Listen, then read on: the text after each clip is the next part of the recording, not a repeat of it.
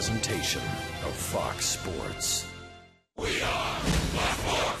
We are LA. So here we are, bottom of the 8th inning. And Kershaw followed by Crawford and Ellis. And a high fly ball to center. Pagan going back. It's over his head. It's over the fence.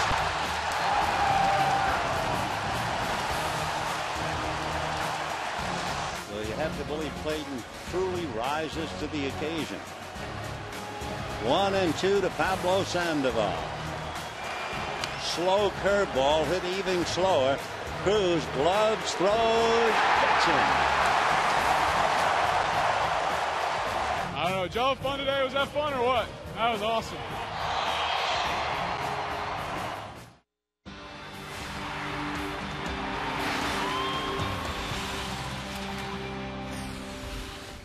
It's time for Dodger baseball. Live from Dodger Stadium, Prime Ticket presents the Dodgers as they take on the San Francisco Giants. Hi, everybody, and a very pleasant Tuesday evening to you. Welcome to Game 2 of the 3-game series with the Giants. The Dodgers up by 1, and now the second game, a battle of left-handers. It'll be big Madison Bumgarner on the mound for the Giants. He was a 16-game winner last year, beat the Dodgers once, and he is 5-2 lifetime in his career against them. For the Dodgers, he will make his long-awaited debut. Hyun-Jin Ryu will be on the mound here. He actually pitched here at Dodger Stadium back in 2009 in the World Baseball Classic, but there's tremendous interest to see if he can continue the tough act that Clayton Kershaw set up yesterday with a home run and the shutout. But it's still the Giants and the Dodgers no matter what.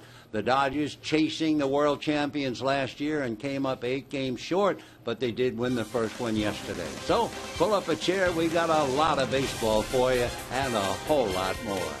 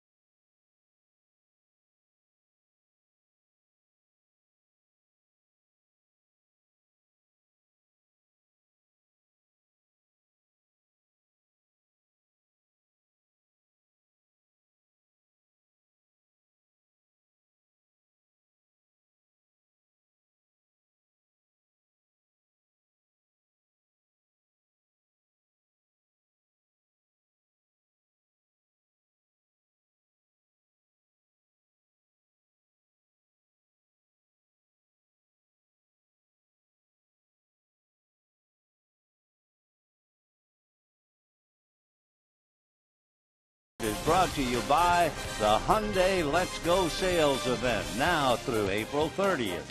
By AT&T, rethink possible. And by Jack in the Box. Come in today. Try the Hot Mess Burger. We are moments away from first pitch here at beautiful Dodger Stadium. The Giants and the Dodgers, game 2 of 3. The weather conditions perfect, 66, very little wind, clear and cool. Perfect night to check out the Dodgers as they try to beat the Giants once again. Steve Lyons, I'm Patrick O'Neill. It is Ryu versus Bumgarner. Now, Madison Bumgarner is only 23, but he's made his third consecutive opening day roster for the Giants. He's going to be around for a while. You can fill a whole show talking about this guy, but of course it is Dodgers live, not Giants live. But you got to like the way this kid pitches. As you mentioned, just 23 years old. He's gone over 200 innings 2 seasons in a row now. He won 16 games. The last time a lefty won 16 games for the Giants was 1998. That was Kirk Reeder that did that. This guy's a tough customer because he has the ability to blow you away with a good hard fastball. He's got a couple good breaking balls to keep you off balance, so you're not sure. When you're a hitter and you don't have good balance, pretty tough to hit. Yeah, he's going to be difficult to hit. Dodgers have seen him before. Meanwhile, the Giants have not seen Hyun-Jin Ryu. In fact, nobody in baseball really has other than the spring. What are the Hyundai keys for him? Well, you got to be really happy with the way he pitched his last time out against the Angels. He faced 12 hitters. He got all 12 of them out, so that was a good tune-up for him right here. But you see what it says right there. He can't watch what Kershaw did yesterday and try to go out there and match what he did. He needs to pitch the way he pitches. Kershaw still has a 95-mile-an-hour fastball. Ryu does not. He's got to spot his fastball, move it up and down, in and out, throw that big curveball that he has. He did see how effective that was against the Giants, and throw his great changeup, keep those guys out in front. All right, it is game 2 of 162. It's the Dodgers and the Giants. And after what we saw yesterday, what do we have for the encore?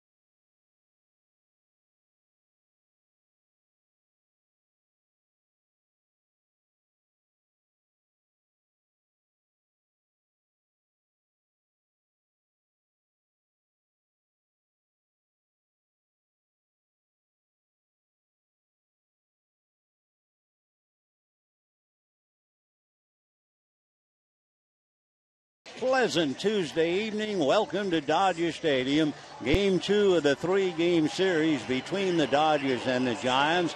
And admittedly, it would be a tough act to follow, but for Tim Flannery and manager Bruce Bochy, both teams have gone through plenty. As Bochy, after 7 years with the Giants, You have to remember he had his contract extended through 2016. Not bad for a guy who's won 2 World Series in his last 3 years. The last time that's happened in the National League, it was the great Sparky Anderson. So it's good to see Bruce Bochy and his ball club. And here's his lineup tonight. Angel Pagan leading off in center field. Marco Scutaro at second base. Pablo Sandoval at third. Buster Posey behind the plate. Hunter Pence in right field. Joaquin Arias at first base. Andres Torres in left field. Brandon Crawford, the shortstop, and the big left-hander Madison Bumgarner on the mound. On the mound for the Dodgers, making his official debut in a major league game, Hyunjin Ryu. He is 6'1", 220. He will be, and just passed, in fact, his 26th birthday.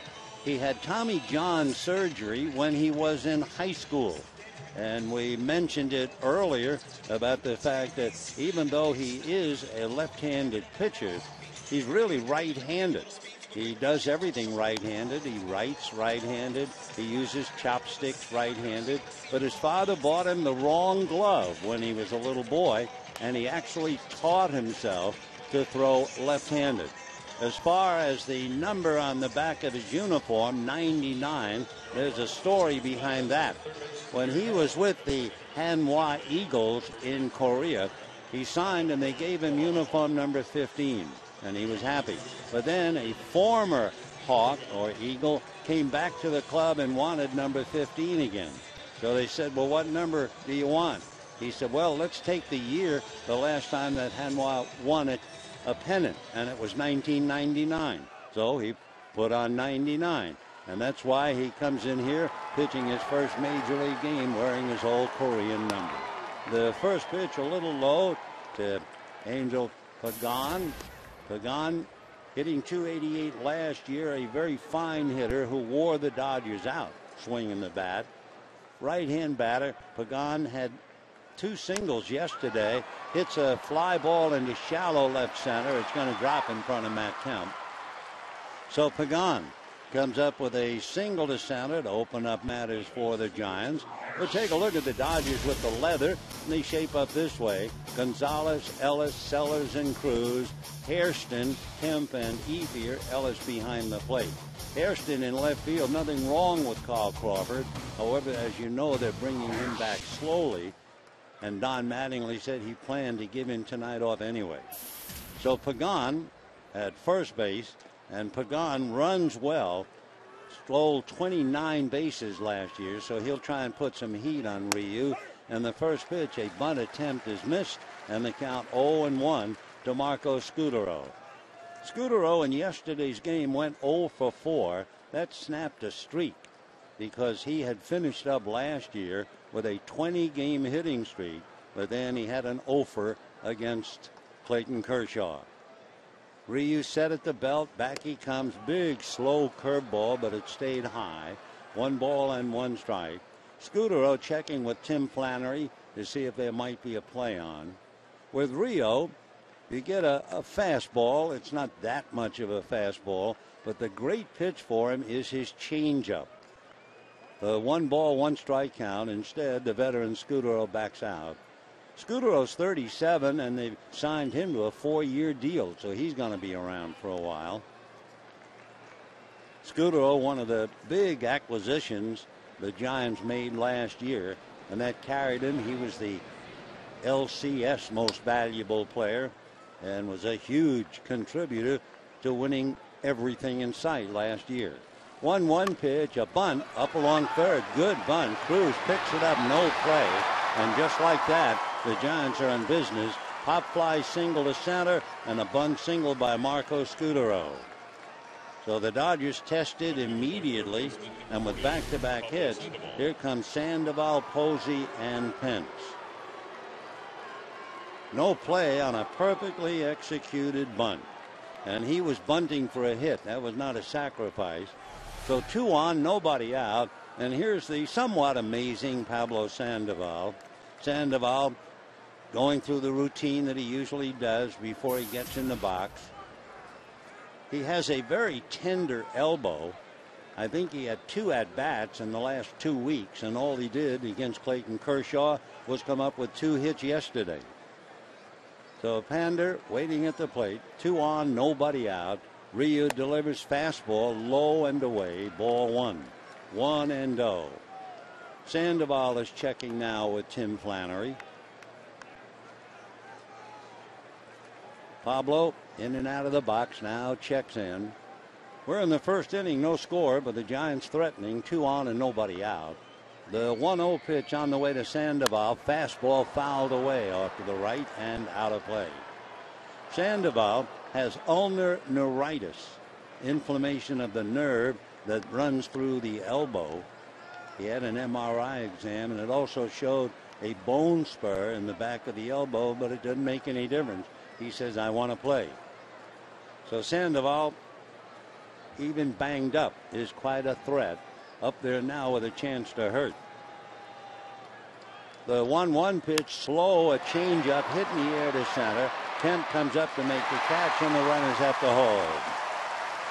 So that's the money pitch. And what normally happens, even though his fastball is certainly not that great, he doesn't throw as hard, let's say, as Clayton Kershaw, but the changeup makes the fastball appear that much faster. So after a couple of fastballs to Sandoval, he got him on the change. And here's Buster Posey. Buster Posey, you may or may not know, signed a 9-year deal. That was an 8-year extension. So he'll be with the Giants through 2021 with an option for 2022. That's the longest contract in Giant history, and everybody agrees, well deserved. So Buster waiting. Out of his stretch goes Ryu, looks at the runners. Hunjin set, very deliberate, and backs off the rubber. Posey yesterday 0 for 3, lined out to third in the 7th inning. Hitting back of Posey is Hunter Pence. So Posey, the right-hand hitting catcher. Here comes Ryu's fastball, and that's low and away. 1 ball and no strikes. Paul Engel, with 13 and a half years in the big leagues, is the plate umpire. Bruce Dreckman, with 13 and a half, is on the line at first. Clint Fagan has been a pro since 2005, up and down in the big leagues. Next pitch is taken low and away. Gary Darling is the crew chief. He's at third. He's been in the big leagues for 26 years. So Rio is really up for a challenge. Little fly ball single by Pagan. Great bunt single by Scudero. Sandoval flies out. Hunter Pence is on deck. And let's see what happens with the MVP, Buster Posey. The 2-0 pitch is a fastball strike. I believe that's the first fastball that he's actually thrown for a strike. Looked like he's been trying to hit the outside corner at the knees.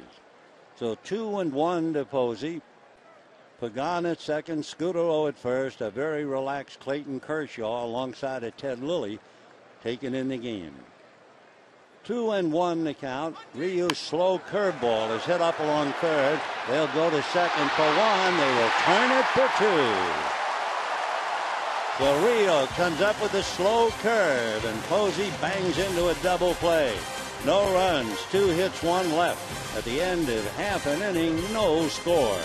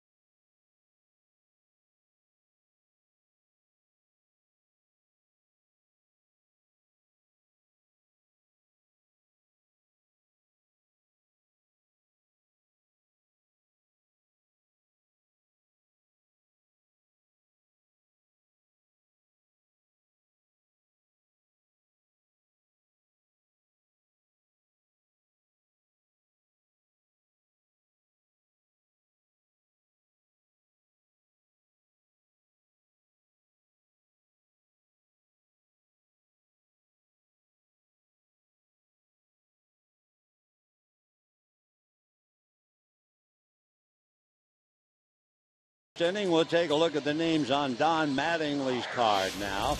And it starts off with Jerry Hairston playing left field instead of Carl Crawford. Then you have Mark Ellis at second, Matt Kemp in center, and Adrian Gonzalez at first. Luis Cruz at third base, Andre Ethier in right field, A.J. Ellis behind the plate, Justin Sellers the shortstop, Hyunjin Ryu on the mound. On the mound for the Giants is a giant of a pitcher. He's 6'5", 235 pounds, and it's Madison Bumgarner. You might figure that Bumgarner's been around long enough that he's a grizzled veteran. He picked up a victory in the World Series, 15 consecutive scoreless innings in the series.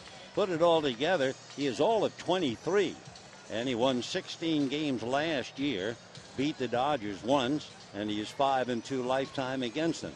So he is a very tough pitcher, and he'll be tested now by Jerry Hairston, Mark Ellis, and then Matt Kemp. So the big boy out of Hickory, North Carolina, waiting for Hairston to check in, and Hairston does just that. They pull up the corners a little bit, do the Giants. Bumgarner ready in his first pitch, a little slider in for a strike, and they count 0-1. Jerry Hairston last year was so valuable, he played 5 different positions for the Dodgers. First, second, third, short, and left field. The strike one pitch on the way, swung on and fouled off, and a no ball, 2-strike count. So Hairston in his debut last year, you remember, 2012, his season was shortened. He had hip surgery in September, but fought his way back. Here he is.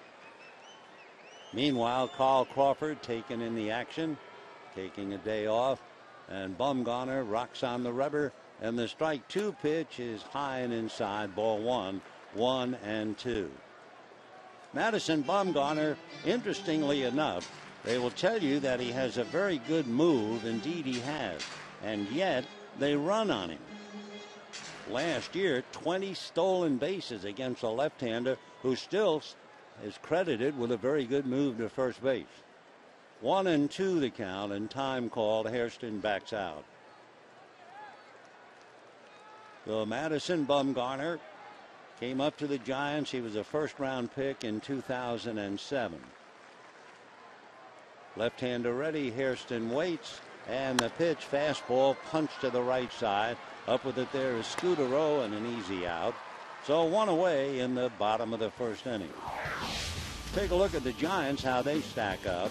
Joaquin Arias at first, Marco Scudero, then you have Brandon Crawford at short, Pablo Sandoval at third, Andres Torres, Angel Pagan, Hunter Pence in the outfield, and Buster Posey, of course, behind the plate.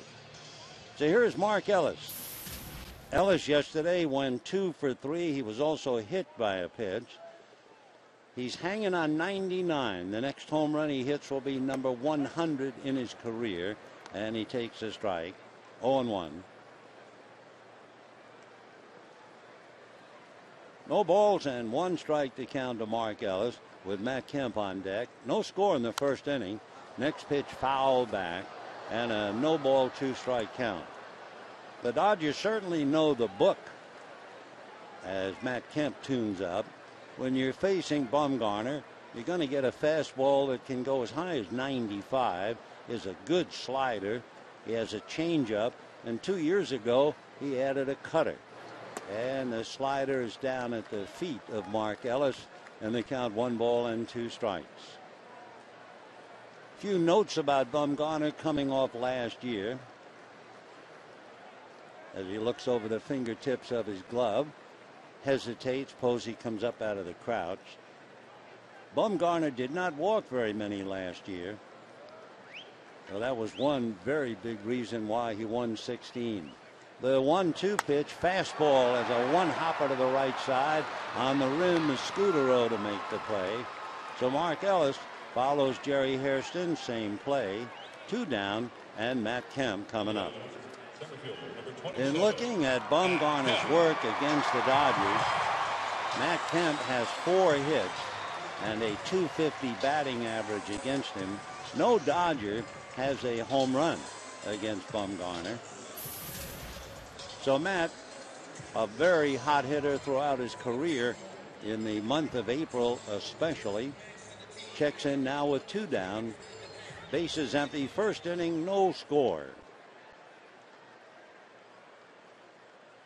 Matt has a career average of .344 against left-handers, swings through a pitch on the hands, and the count 0-1.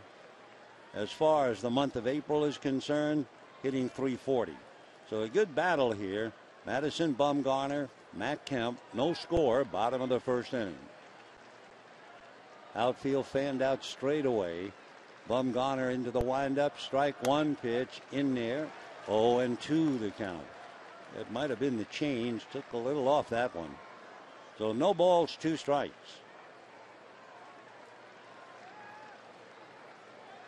Matt bent at the knees and waist, bat high behind his right ear. Bumgarner into the windup, strike 2 pitch is swung on, a little ground ball to short. Brandon Crawford double clutch threw a bouncer to first base, and standing in was Arias to make the play. So the Dodgers go out in order, and at the end of an inning, no score.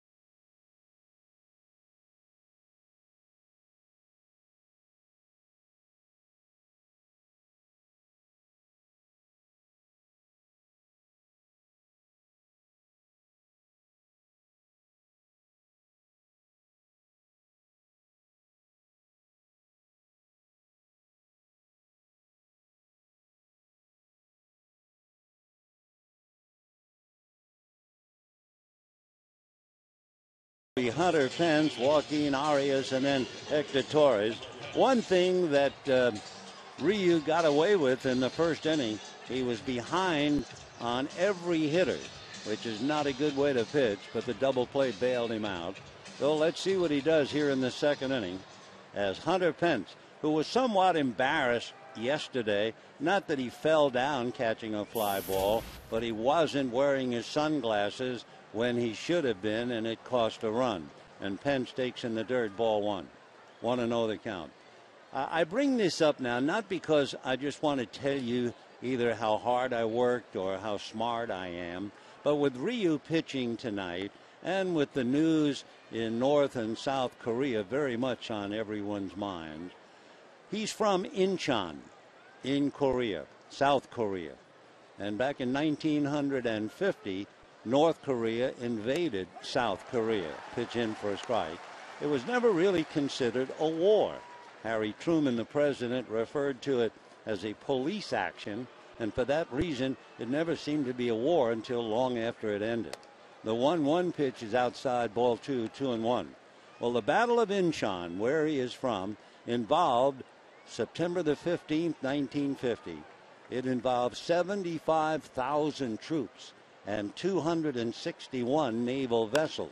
Kemp delivers, and Pence bangs one into left field off the backhanded effort of shortstop Justin Sellers. So Pence, a leadoff single, and that'll bring up Arias.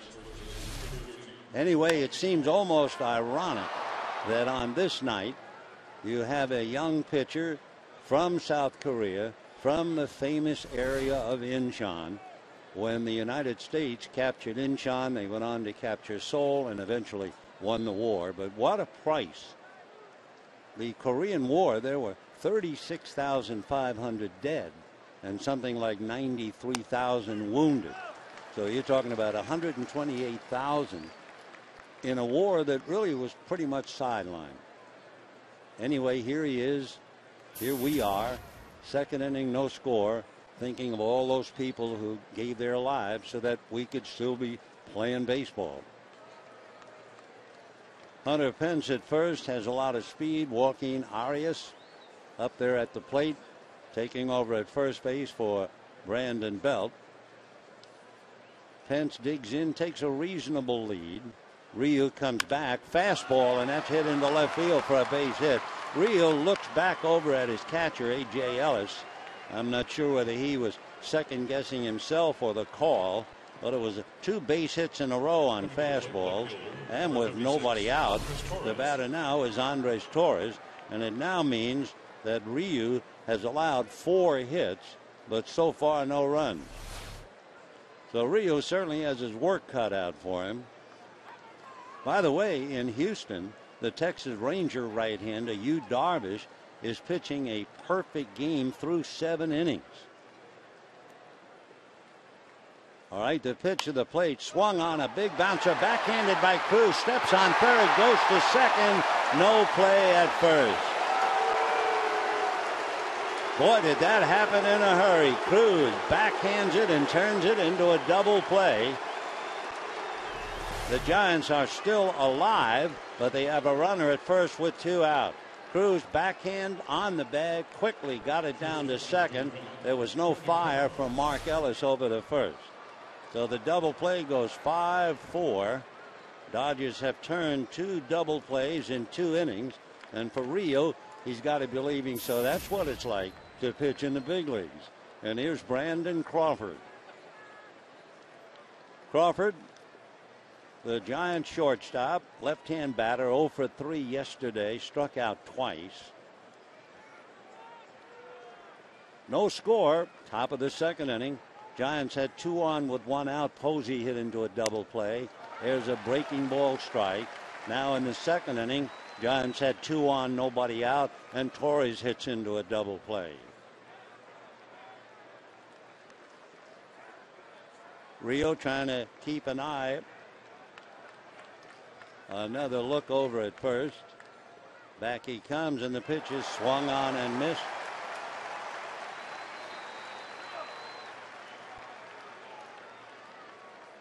So Torres at first base, waiting on deck. Madison Bumgarner, who is not a bad hitting pitcher. You don't take anything for granted with him. Meanwhile, it's 0-2 the count to Crawford, and a check swing on a breaking ball, strike 3 called. And what a first 2 innings. No runs, 4 hits. And at the end of an inning and a half, no score.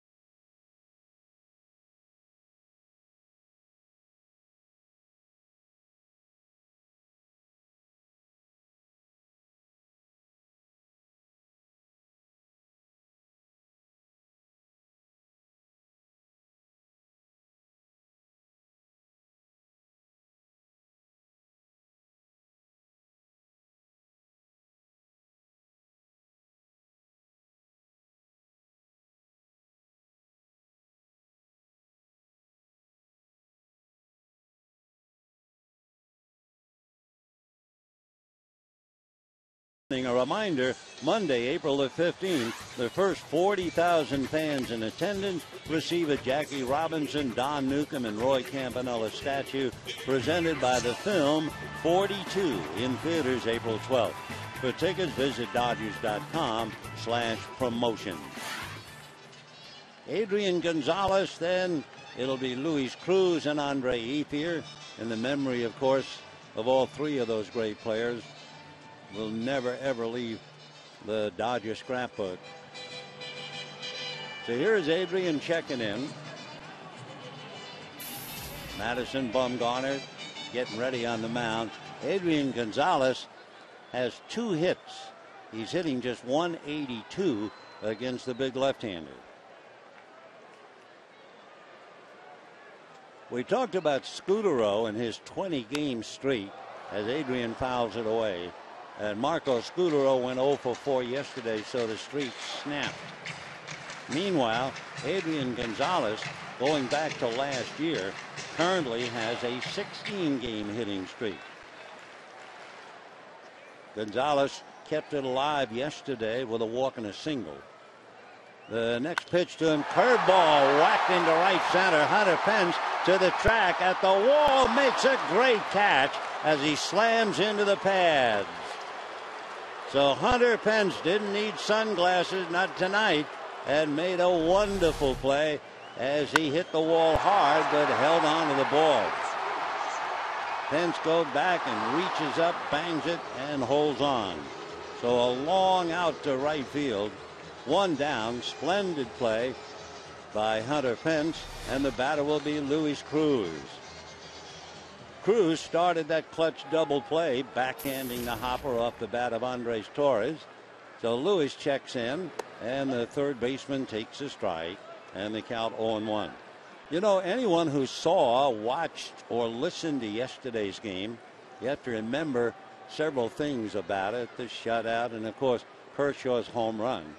The strike 1 pitch on the way is in the dirt, but especially Kershaw's home run to center field. Darren Dreifert homered to center field here back in 2000, but it's very hard to do. You know, 2 years ago, how many home runs were hit over the center field wall for both teams in the entire year? 10. The 1-1 pitch is lifted to shallow center, going out Scutaro and calling, and he'll make the play. So Cruz pops it up, 2 down. Kershaw yesterday had one of those swing as hard as you can, got a fastball, and it surprised everybody by clearing the center field fence. Over the last 2 years, that's 162 games, only 31 home runs have been hit over the center field fence, and as we said, 2 years ago, only 10. So we have 2 down here in the second inning, no score, and Andre Ethier checks in. Bumgarner's fastball swung on and missed. 0-1 the count. Andre Ethier hitting .077 against Madison Bumgarner.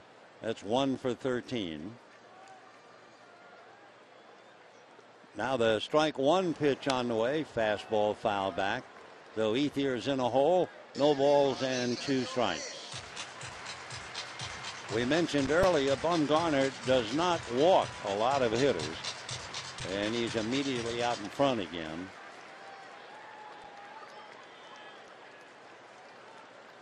Left-hander head down, deep in thought. Now looks in to get a sign from Posey. And the strike 2 pitch is a fastball away just to show it to him. 1-2 the count. Bumgarner struck out about 23% of his hitters last year. Walked about 5%. So he's tough no matter how you cut it.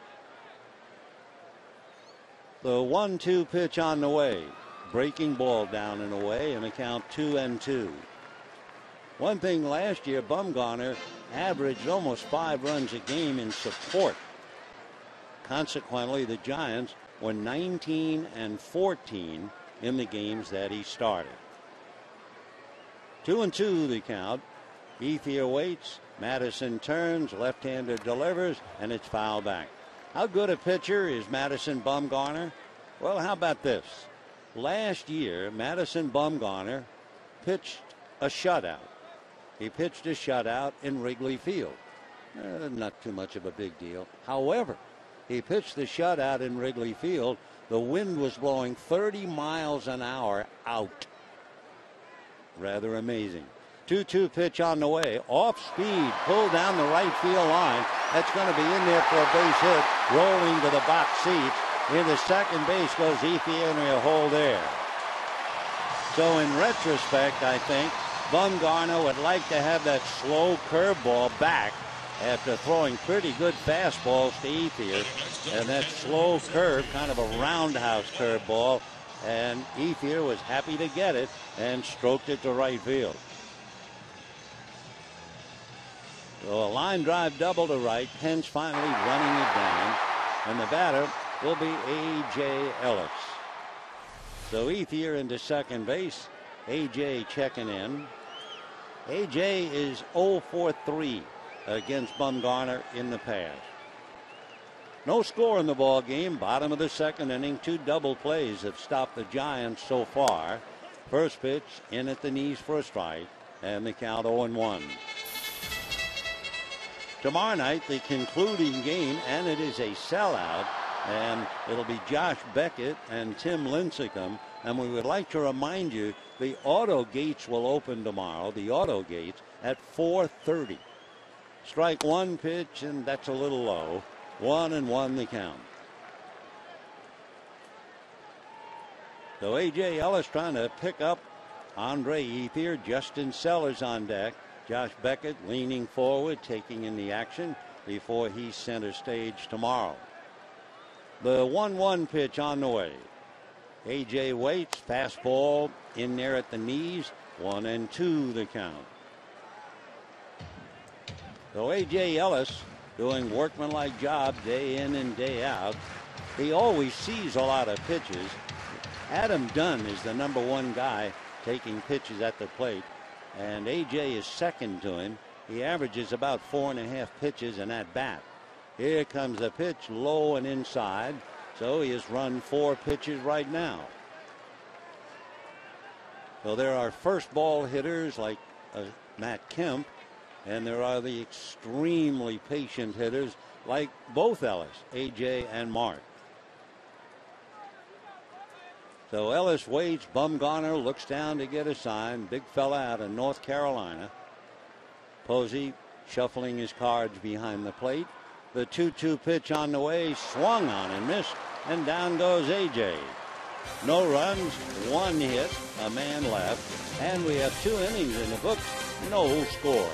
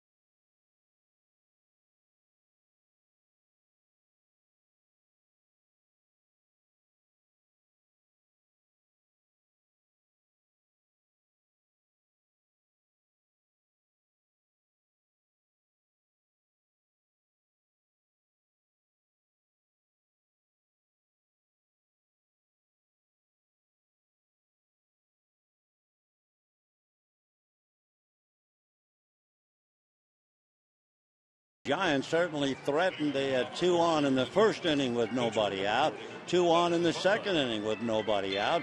As we look at the early days, about as early as it gets, the Dodgers in Arizona are tied, 1 win, no losses, and Colorado, San Diego, and the Giants 0-1. Time for the moment. Ryu waiting to get the call to go back and work. He'll be facing Madison Bumgarner, a pretty good hitting pitcher. Left-hand pitcher, right-hand batter, and Ryu going to work. We mentioned a little bit ago about Ryu being from South Korea, and certainly Korea in the news. The pitch to Bumgarner, ball 1. Another rather interesting note is this date, April the 2nd. You have to go back a bit to April the 2nd, 2001. The 1-0 pitch swung on and missed 1-1. Now, yesterday we talked about Clayton Kershaw hitting a home run over the center field fence and the Dodgers winning 1-0. Well, on this day back in 2001, a similar situation.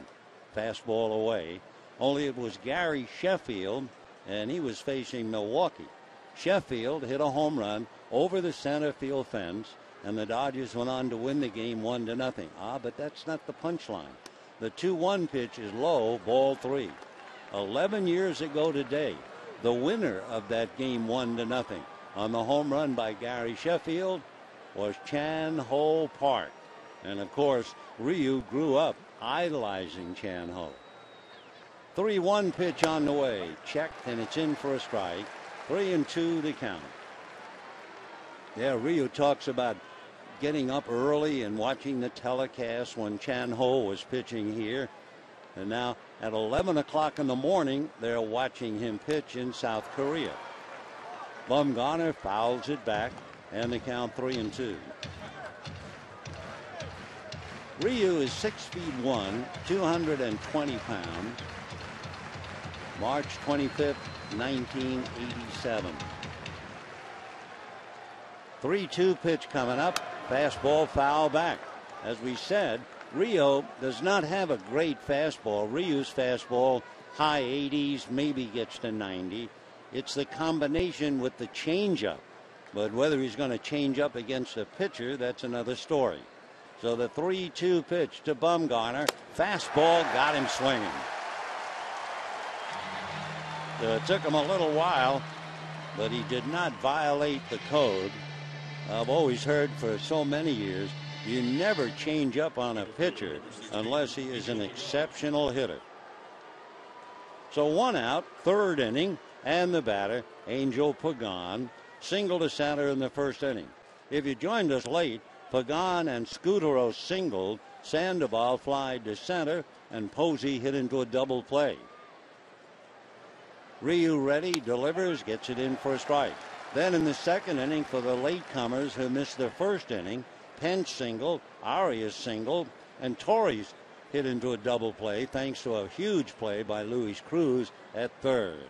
Off speed, and it's banged down the left field line, base hit. Over to get it is Hairston, on his way for 2. Good play there. He is out from Meaty U. Wonderful play by Jerry Hairston to race over and nail Pagan, trying to turn a single into a double. So far, the Giants are certainly spinning their wheels. No runs, 5 hits.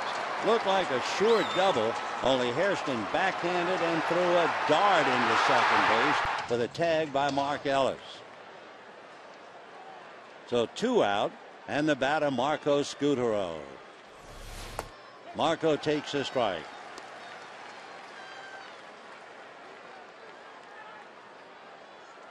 So Pagan burned back in the dugout. 2 down, top of the 3rd. No score in the ballgame. Giants no runs, 5 hits. Dodgers no runs, 1 hit. And the pitch low and inside. 1 ball and 1 strike.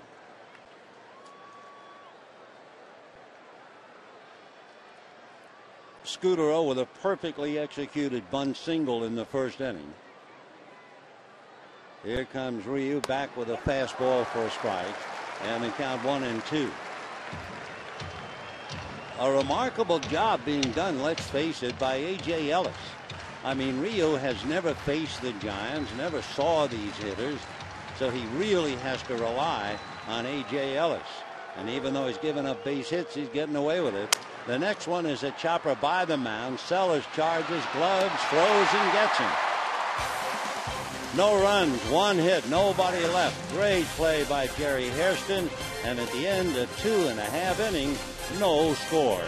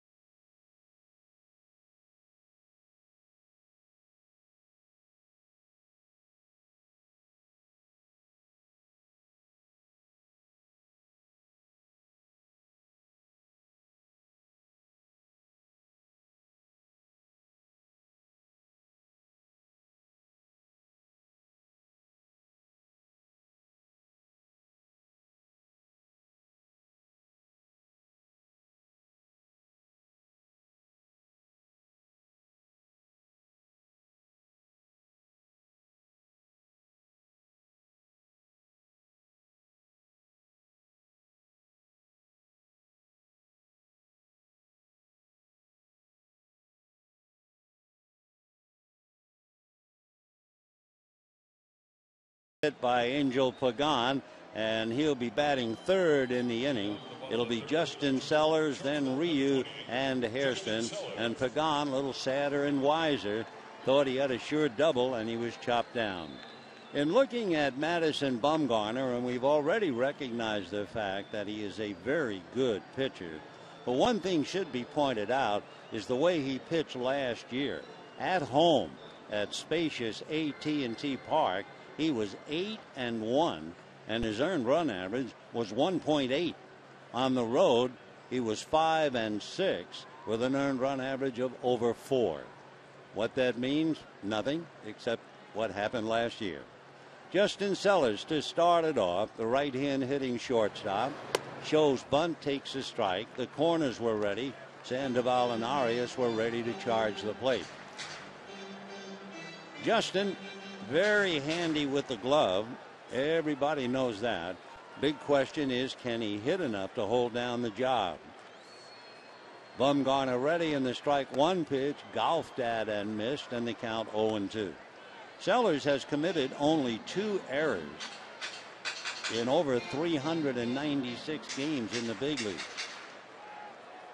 And that's playing second, short, and third. 0-2 the count to Justin. Bumgarner ready. Here he comes. Pitch away, 1-2. Sellers from Bellflower makes his home in Huntington Beach. And Bumgarner looks like he's making himself at home here at Dodger Stadium. The 1-2 pitch coming up. Madison delivers in there on the outside corner. Strike 3 called.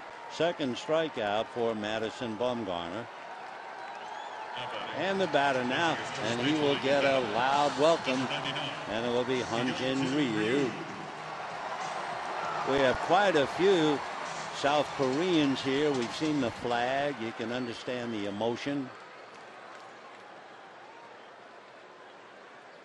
Ryu at the plate, has a look at a pitch for a strike, and the count 0-1.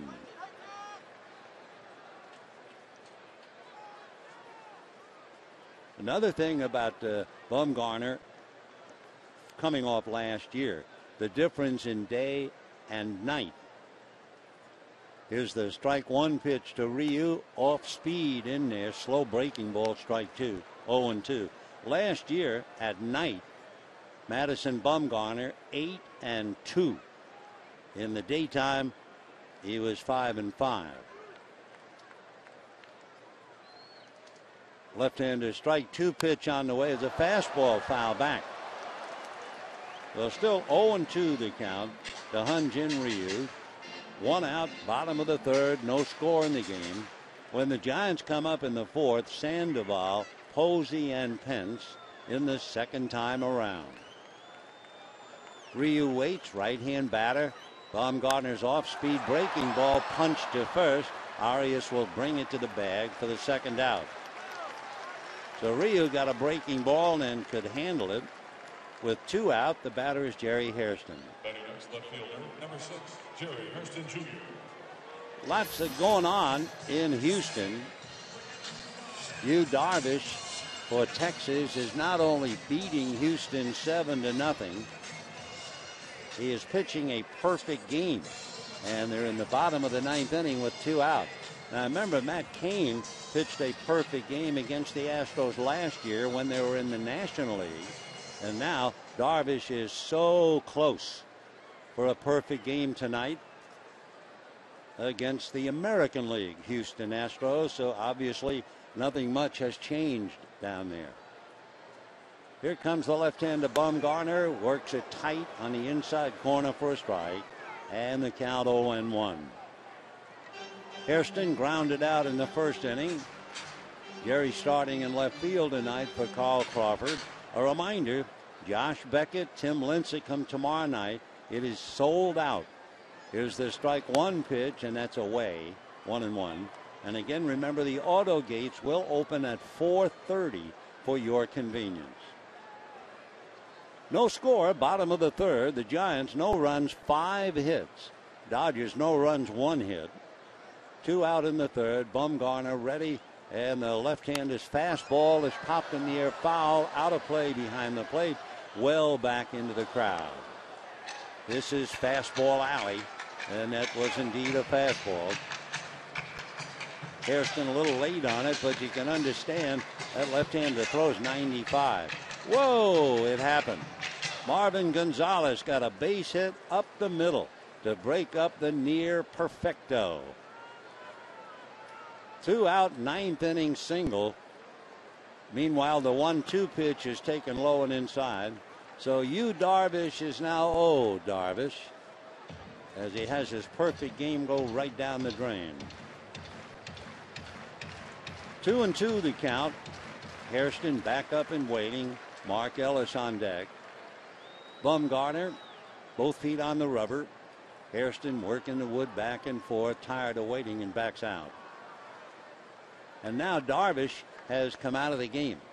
I guess they figured such a tremendous emotional drop, they might get him out of there.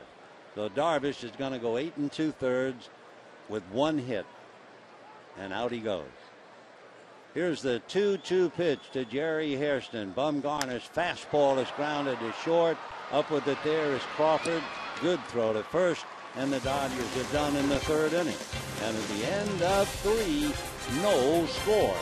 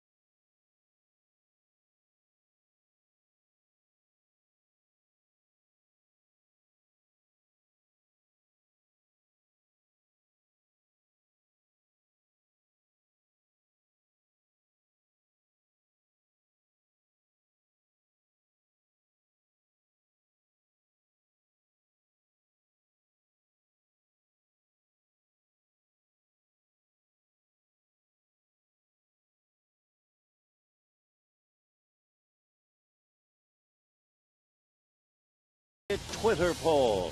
What was your favorite opening day highlight? Was it Sandy Koufax getting the ball? Was it Kershaw's big day?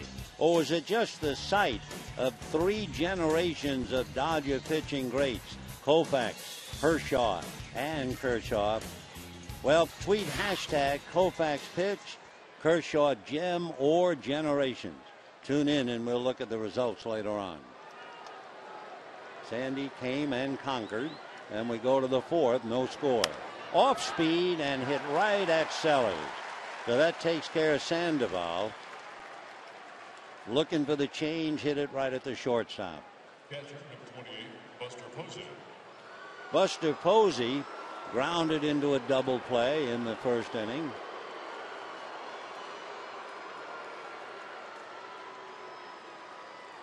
One out in the 4th, no score. And a fastball away, ball 1. 1-0. Posey, at such a young age, you realize what he's already accomplished as he swings and misses. 1-1. Buster Posey and Stan Musial are the only players in Major League history to win 2 World Series and an MVP in their first 3 full seasons. And he hits one up the middle, a base hit to center on a 1-1 count.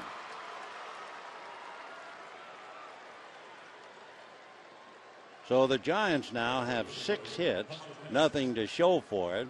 And with Posey at first, the batter will be Hunter Pence. Hunter Pence made a fine play on the ball hit by Adrian Gonzalez back in the 2nd inning as he crashed into the right center field wall.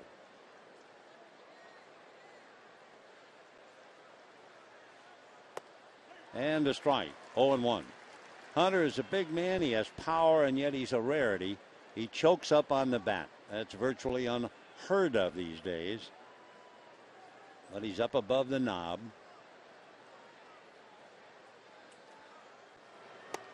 1 ball and 1 strike to Hunter Pence. He was acquired by the Giants from Philadelphia at the end of July last year. And putting it all together, he had a 100 RBI season, combining the Phils and Bruce Bochy's club. So Hunter Pence. You get the feeling with Hunter, everything is do or die. I mean, he swings from the heels. You think the laces will burst on his shoes. When he plays the outfield, he's something to watch. Off speed and over the glove of Sellers into left center. Kemp cuts it off. Posey is on his way to 3rd, but that holds a long single for Pence. And for Ryu, he has now given up 7 hits, no runs, but the Giants are getting closer. Remember the line drive by Sandoval, followed by hard hit balls by Posey and Pence. And for any pitcher, this is the dreaded 2nd time around. They've seen him, not that he has fooled them that much, but he has gotten by. But now look out. The Sharks begin to circle, and the batter is Arias, who's single to left field in the 2nd inning. So Ryu in a lot of trouble. 1st and 3rd, 1 out, no score. A shot up the middle. That's going to go into center field. That will score Posey. Stopping at 2nd is Pence. And on the 8th hit, the Giants get a run. And Arias almost took the mound with it. So a line drive out followed by 3 straight singles. And Ryu is in a lot of trouble here, as are the Dodgers, although it's still just 1-0. But 8 hits for San Francisco. The batter now is Andres Torres. Torres hit that ball to 3rd where Cruz turned it into a double play. Ryu's fast one is low. 1 ball and no strikes. If you're wondering about strikeouts, Ryu does have 2. He got Crawford and the pitcher Bumgarner. But otherwise, they are really making him pitch to contact, and they have 8 hits, just 1 run. Ryu checks the runners, back he comes. This one is in for a strike. with Pence at second and Arias at first.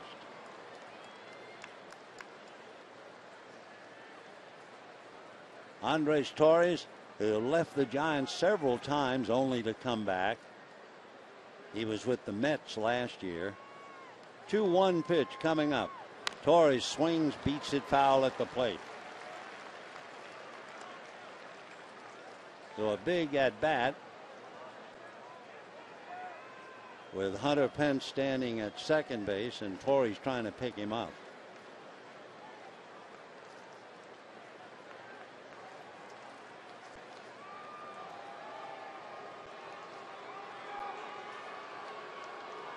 All right, out of his stretches, Ryu.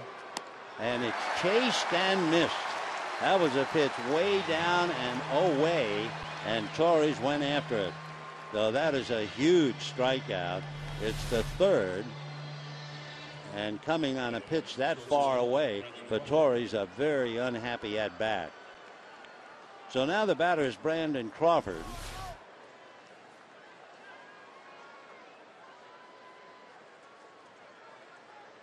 Hunter Pence has good running speed out there at second base, so he'll be a challenge on a base hit to try and get to the plate.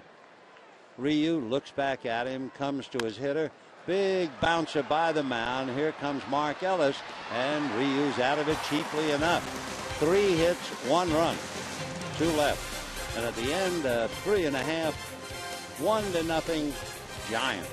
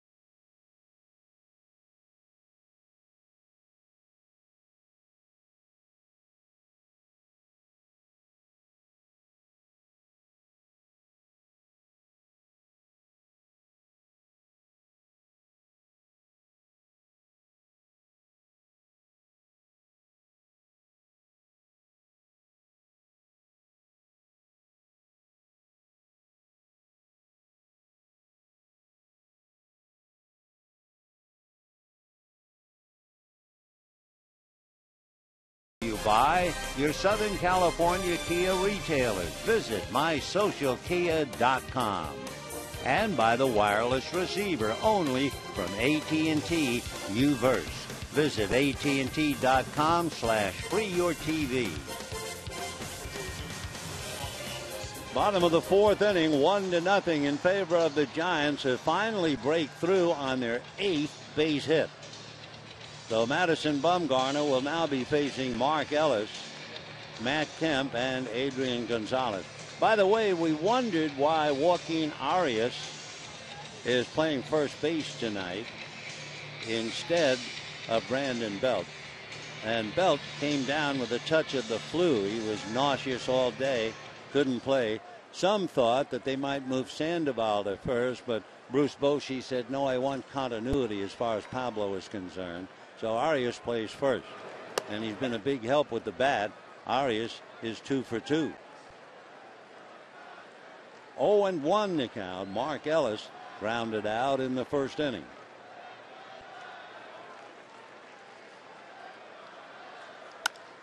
Lifted to right field. Pence has a play. 1 away.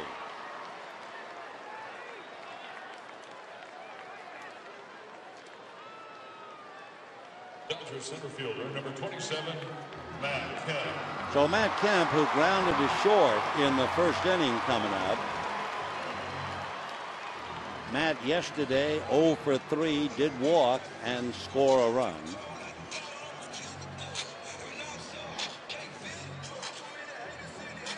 Dodgers have only one hit. That was the double by Andre Ethier. They came close on the ball hit by Gonzalez, and that's when Pence made a fine play back in the second inning. 0-1 the count to Matt.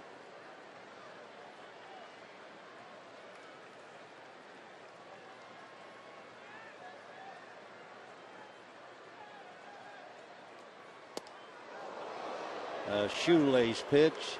1 ball and 1 strike.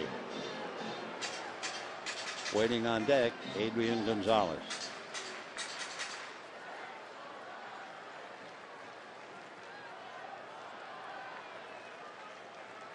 Bumgarner so far tonight has just 2 strikeouts. He is a strikeout pitcher. 1-2. Since the All-Star break in 2011, so about a year and a half, Bumgarner has 290 strikeouts. 1-2. That was a bad pitch, and he was unhappy with his delivery. Got hung up on the ground. Watch the follow. You can see him spinning around. So 2-2 to count. Of course, you're going to make a bad pitch. That's the place to do it. Up over the hitter's head. Bumgarner in his career has a strikeout high of 13. 2 balls and 2 strikes. And whack down the left field line, hooking foul. 2-2, and Matt comes back to try it again.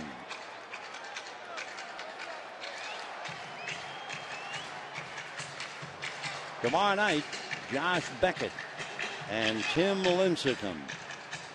Lincecum, at one time, certainly considered the #1 pitcher on the Giants staff. There he is wearing the hood. Timmy has slipped back, but he'll be going up against Josh tomorrow night in a sellout game. Off-speed pitch, strike 3 called. So Matt Kemp, caught looking, becomes strikeout victim number 3. Dodgers first baseman, number 23, Adrian Bumgarner Gonzalez. really took a lot off it. On TV, it looks like a straight fastball, but it really was his change. So with 2 out, the batter now, Adrian Gonzalez. In his career, Bumgarner has 8 double-digit strikeout games, a career high 13.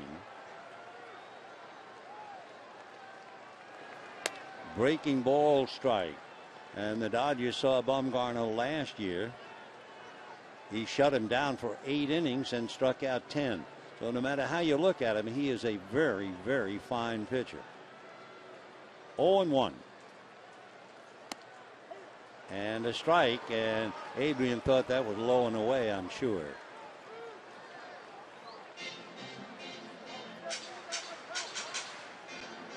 Six in a row retired now by Madison Bumgarner, who's allowed but 1 hit. Giants lead 1-0. 0-2.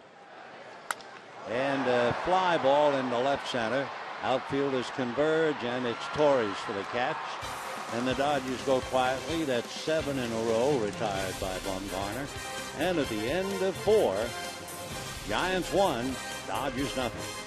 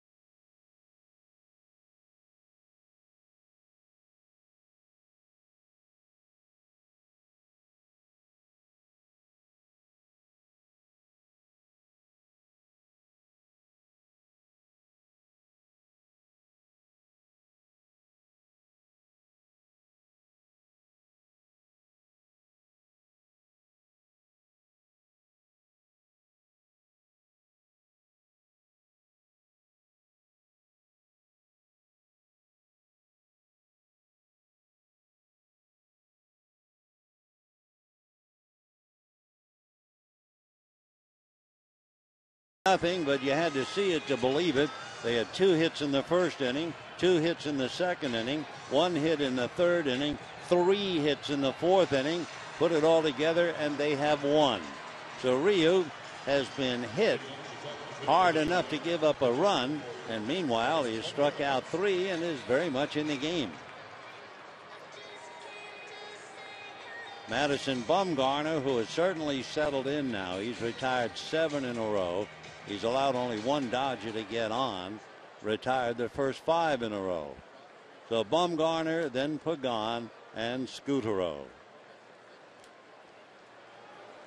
Giants, a well-seasoned ball club. I mean, they're not only world champions. 21 of the 25 on the roster played on last year's team. In fact, they only have 4 players that weren't part of the championship: Godin, Noonan, Kiras, and Andres Torres. High foul, that should go out of play.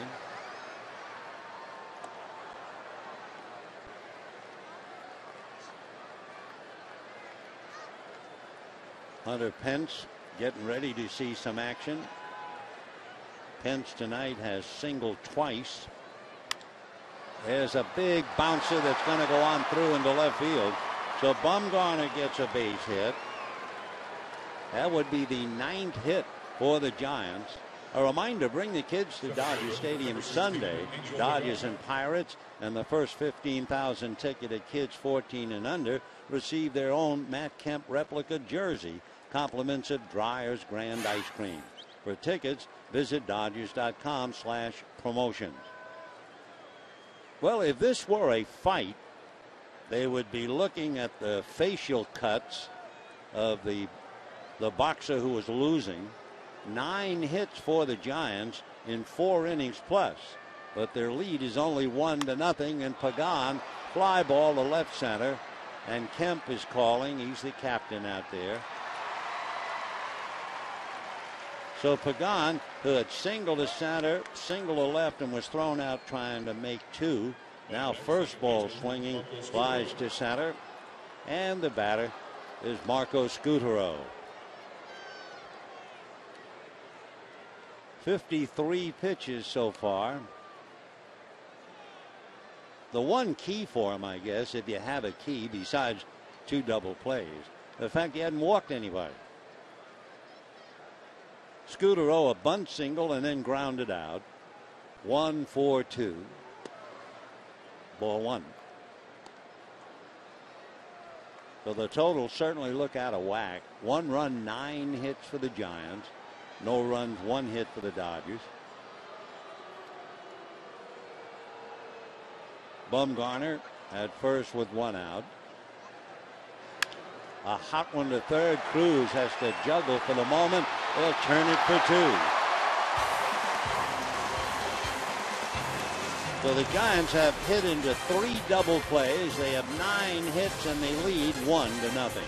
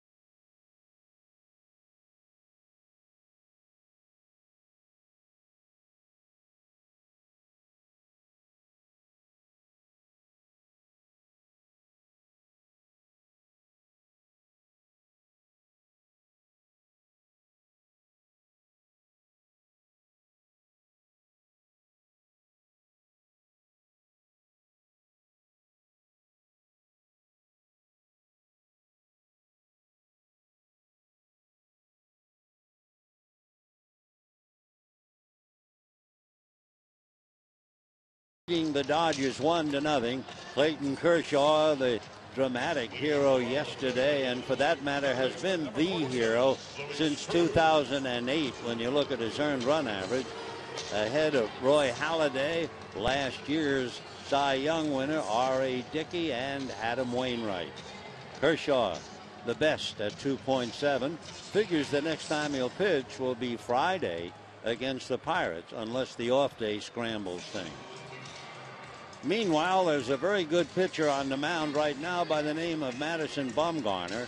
And one reason that he has been so effective as he faces Cruz, Ethier, and A.J. Ellis, he's got the first pitch for a strike to all 13 hitters. So let's see what he does now. Fastball pulled, smothered by the Panda. Sandoval, who is not exactly your picture of a ball player, and he is remarkable. He has tremendous reactions, and Cruz losing an extra base hit. I mean, there's always a question about Sandoval's weight, but you'd never know it the way he moves around over there. He is one heck of a player at whatever weight he is. So one down, and Andre Ethier. Ethier got a slow breaking ball and pulled it into right field for the Dodgers' only hit. It turned out to be a double. 1 out, 5th inning, 1-0 Giants. Slow breaking ball for a strike. Ethier concentrating this year more than ever on a page out of Ted Williams' hitting book to be extremely selective.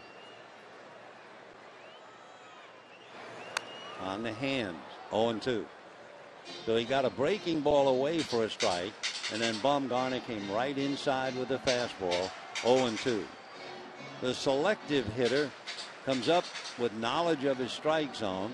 He knows his favorite spot in the strike zone, and he's looking for a pitch in that spot.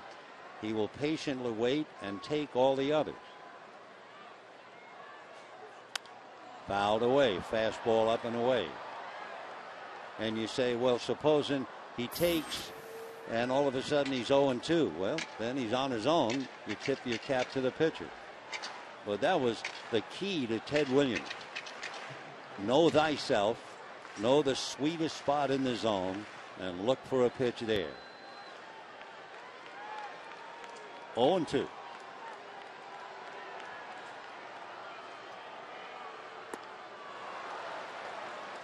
So down goes Ethier, and just think of the pitches. It was a breaking ball on the outside part of a plate, then it was a fastball up and in, and he finally finished him with a pitch out of the strike zone.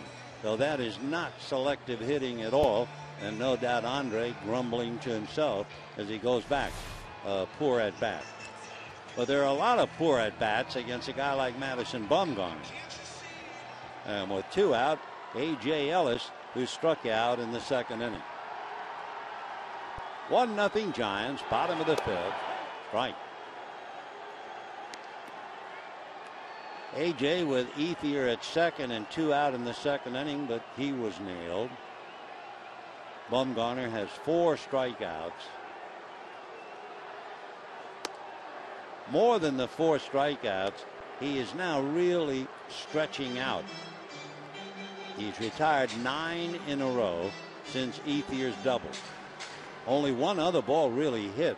That was the ball Gonzalez hit in the 2nd inning, and Pence made the catch, crashing into the right center field wall. 1-1. Whoops. Time.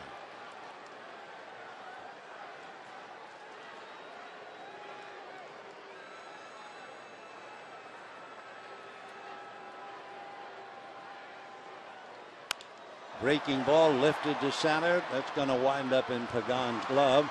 That's that for that. And at the end of 5, 1-0 Giants.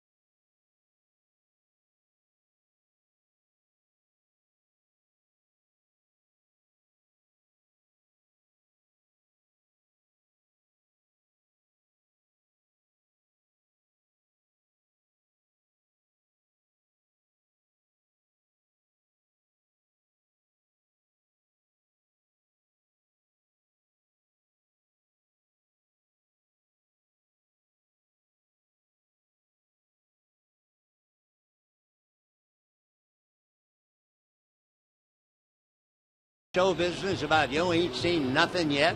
Well, this is only game 2 of what should be a dandy of a season, and for that matter, a dandy of a homestand. We have the Giants tomorrow night. Admittedly, that's sold out because they're giving away hooded sweatshirts. However, on the weekend, Russell Martin will return with the Pittsburgh Pirates Friday, Saturday, and Sunday, and hope you'll be out here with us before the Dodgers go on down to San Diego. And with that, let's get back to a good one. We got a dandy here. 1-0 Giants.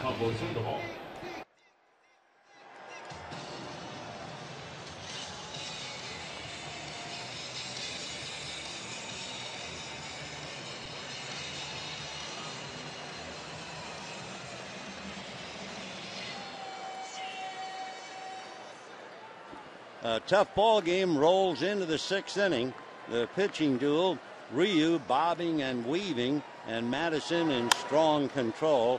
Little ground ball, and that's the play at first, so they jam Sandoval.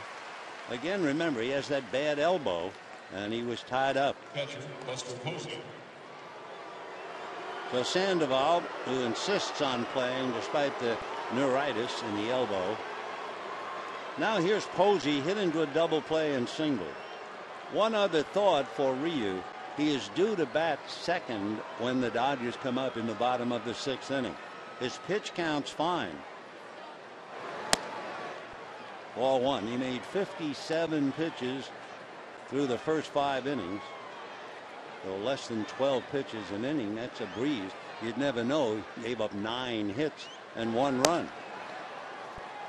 2-0 the count to Buster.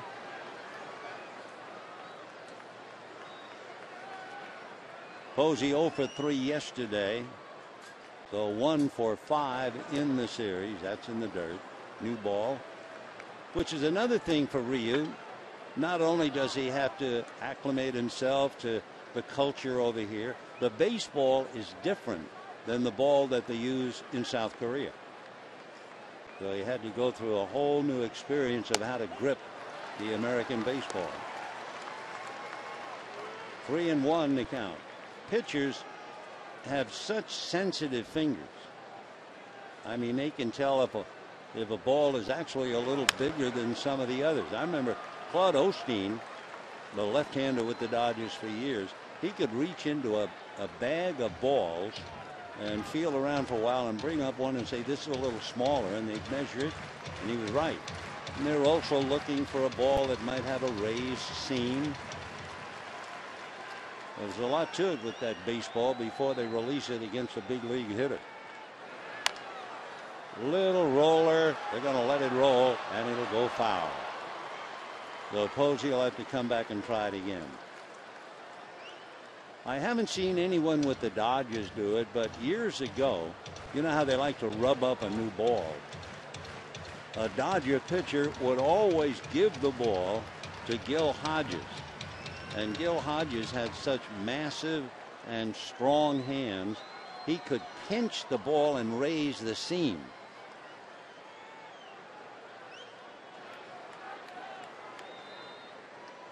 Three and two. Fastball fouled away. Of course, you talk about strong hands. You ever hear of the big first baseman with Cincinnati named Ted Kluszewski? Ted Kluszewski could take a soft drink can or a beer can, empty. His thumb would be on the bottom of the can. His fingers would be on the top of the can, and he could squash it. Now try that. And Posey is fooled. Strikeout number 4 for Ryu. He gave him everything in the store and then pulled the string. That's his changeup, and it wears you out after looking at an 89-mile-an-hour fastball. So 2 out, and here is Hunter Pence. Hunter single to left, single to center, 2 for 2.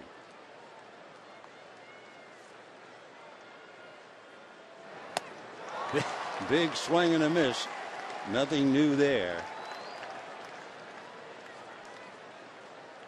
I would imagine playing with Pence, his intensity must really rub off.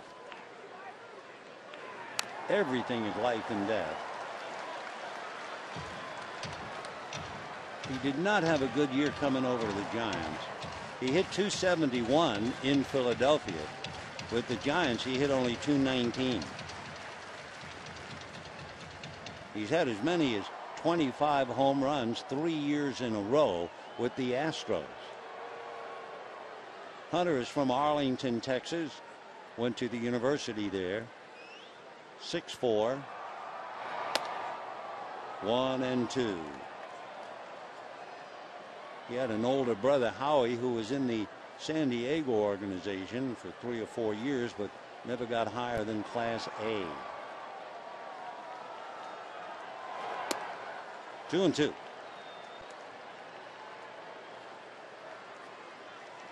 Adding to his development as a big league player, he said, Craig Biggio, the talented ball player for the Astros years ago, took him under his wing. Fastball, but it was the location, not the velocity. So 2 strikeouts in the inning, 5 strikeouts in the game, but it's still 1-0 Giants.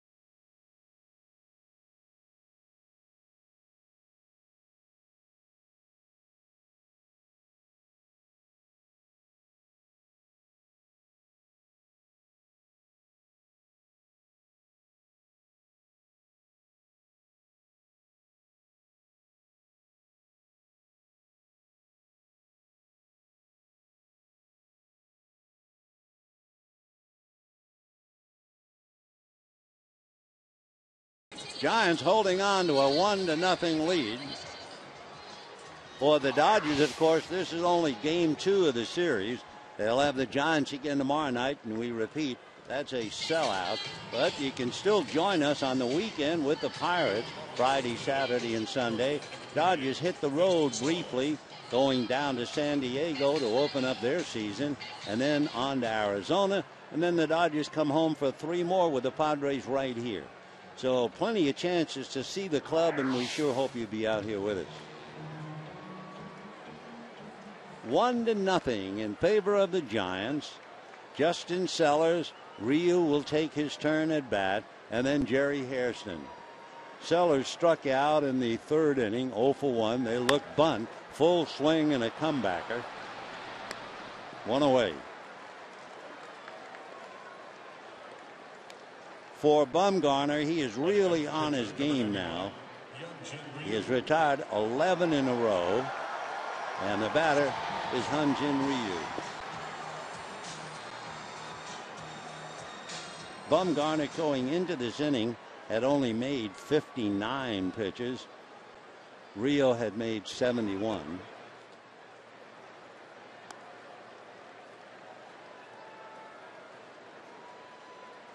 One ball and no strikes.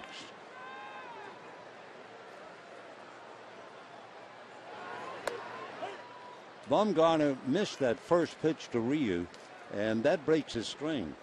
He was 16 for 16 in first pitch strikes. I mean, that's textbook. Little roll to third. Pablo, plenty of time. I'm not sure whether Rio thought the ball was going to go foul or not. He took his time going down to first, and a couple of people booed. Not quite sure what happened. He took a look. I guess at this stage, 70 some odd pitches, he's figuring, well, that's an out. I've got to conserve my energy. You know, it was very interesting from yesterday's game. Remember when Clayton Kershaw hit the home run and did not come out to take the curtain call? And then after the game, they asked him about it. Clayton said, I had to gather myself to pitch the 9th inning. So despite all of the excitement, the furor, the roars, the cheers, he was right back to work to concentrate on the hitters. The hitters yesterday that he had to face following his home run: Joaquin Arias, and then Pagan, Scutaro, and Sandoval. So there was no room to take bows. That's a changeup, but he was wide open in the delivery. 1 ball and 1 strike.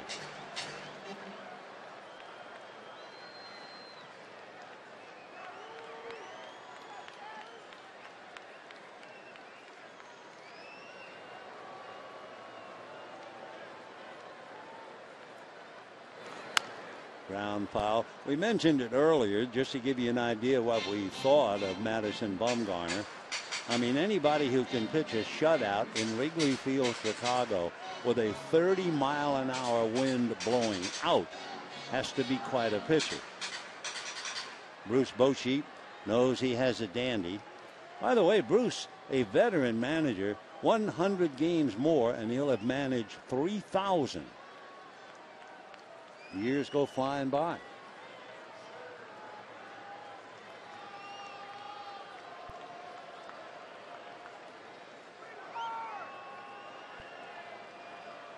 One and two.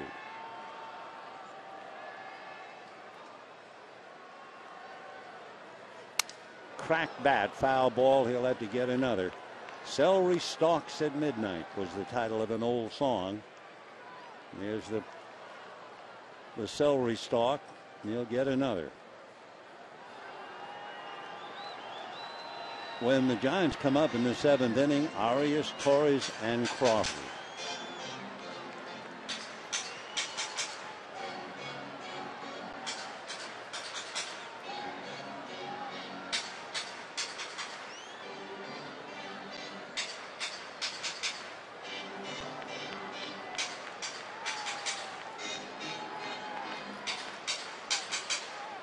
Jerry's already made a contribution. Remember the play he made on Pagan, turning a possible double into an out at second base. With the bat, 0 for 2. 1-0 Giants, 2 out, bottom of the 6th. Bumgarner has retired 12 in a row. Just missed.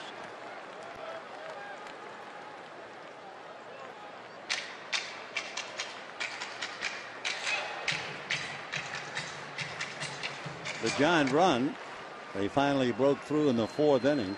Singles by Posey, Pence, and Arias. 3-2. He has not walked a batter. He's retired 12 in a row. The Dodgers have only 1 hit. So he's retired 17 of 18, and Mark Ellis on deck.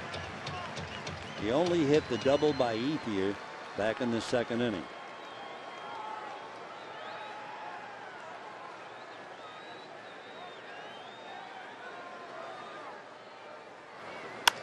And a fly ball. Pence going back on it. He's there. 13 in a row retired by Madison Bumgarner, and it's still 1-0 Giants.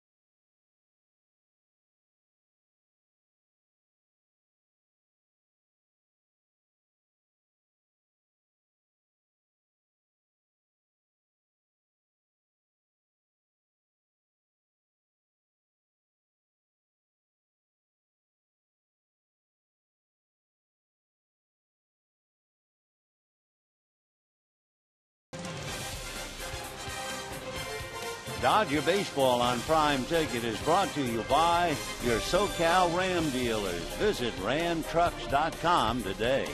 And by Time Warner. Enjoy all the things you love better. Call 1-855-WANT-TWC. Seventh inning on a beautiful evening here at Dodger Stadium. 1-0 in favor of the Giants. 3 consecutive hits in the fourth inning.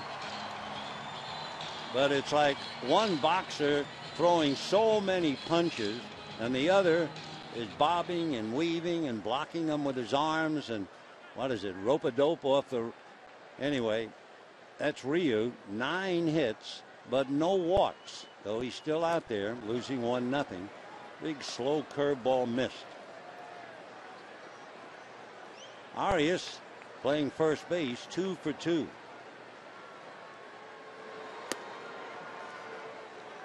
Two and 0 the count. Joaquin Arias, handy man to have around for sure.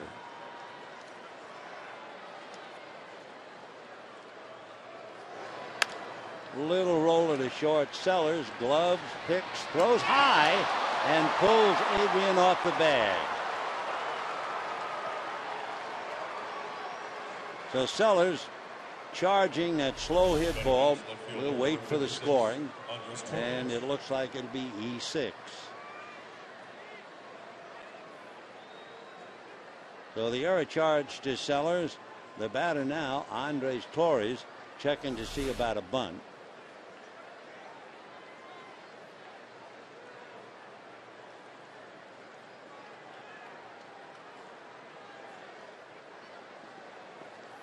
So Arias held on by Adrian Gonzalez. Full swing foul. 0-1 to count.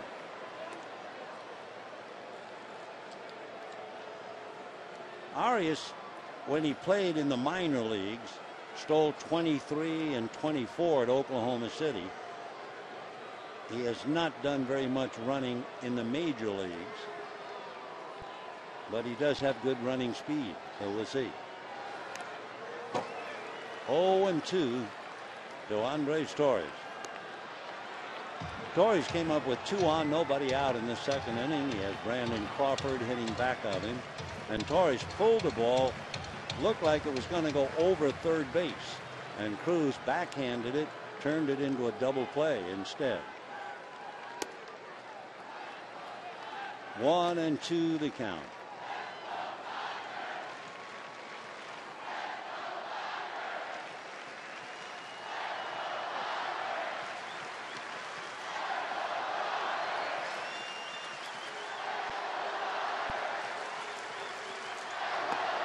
And 2-2. That was a changeup. For Torres, he was one of 14 players in the major league last year with at least 2 games where he hit a home run and tripled in the same game. So he has good running speed. And taps it into right field. Base hit. Ethier plays it on a hop. Stopping at second is Arias. So first and second, and that is the 10th hit for the Giants. First up, number 35, Brandon Crawford. Nice bit of hitting. He just went out after it. Didn't try to pull it. Just went with it and poked it into right field. So the Dodgers, for the first time, will have to get somebody up in the bullpen. It's Ronald Belisario. Giants have 2 on, nobody out, with Crawford, Bumgarner, and Pagan. And now hold everything. The Dodgers are going to have a little meeting at the mound. The trainer, you would think that's a trainer, but that's the interpreter going out to make sure that Rio understands. He certainly understands he's in a lot of trouble. The Honeycutt talking, I guess you'd call it pigeon baseball. They certainly do understand some terms.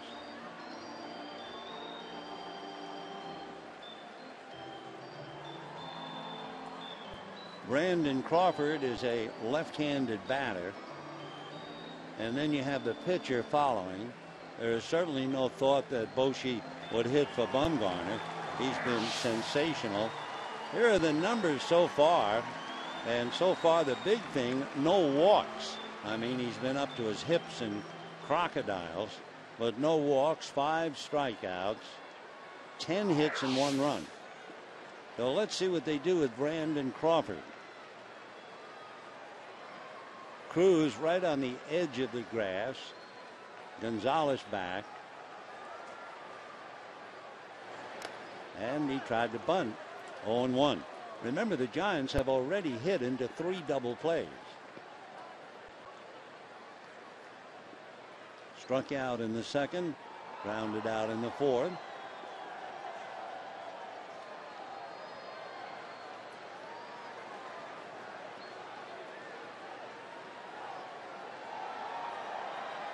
His pitch count, he had made 71 pitches coming into the inning, now up to 78.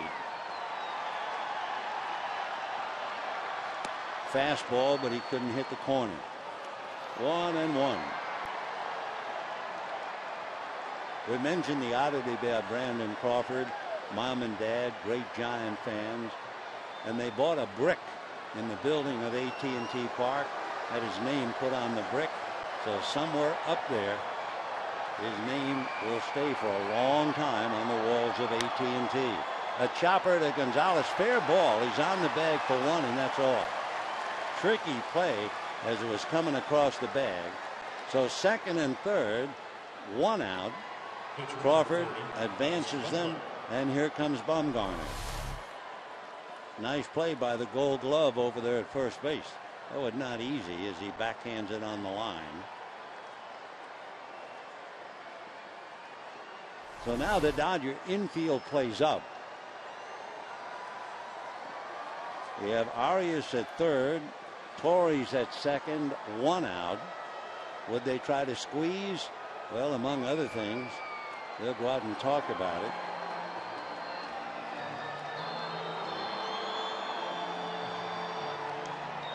Belisario continues to throw down in the pen.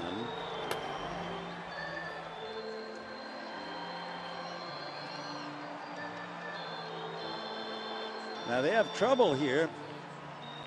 And now here comes Mattingly. I was going to say, if somebody goes to the mound with or without an interpreter, Ryu's done.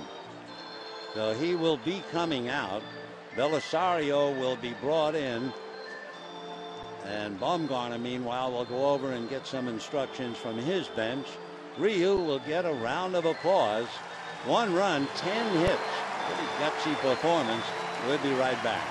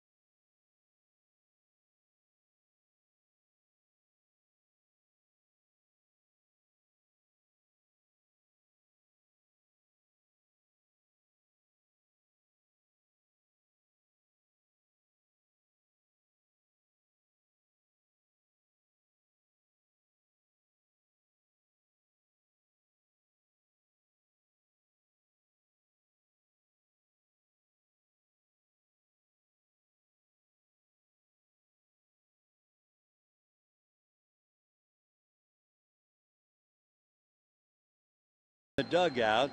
He went 6 1/3. He gave up a lot of hits, 10, but he also had 3 double plays. All 3 started by Luis Cruz at third base. It's interesting, the Dodgers made some scintillating plays to keep him in the game, and yet it's the error by Justin Sellers that put him in a spot where he had to leave. So it'll be up to Big Belisario, 6'3", 240 out of Venezuela. Right-hand batters last year hit 154 against him. So we'll see what happens now. And you're wondering about Squeeze. Arias at third, Bumgarner at the plate. Fouled at the plate, 0-1. Hitting behind Bumgarner will be the leadoff man, Angel Pagan.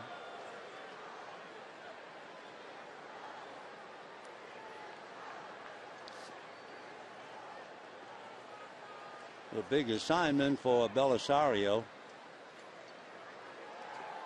Now Bumgarner and Tim Flannery. And again, you think, is the subject the Squeeze?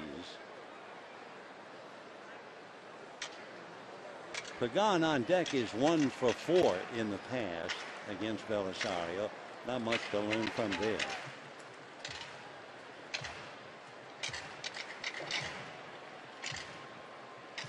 So Arias, who runs well at third. Torres at second. 1 out, 1-0 Giants. 7th inning, 1 away.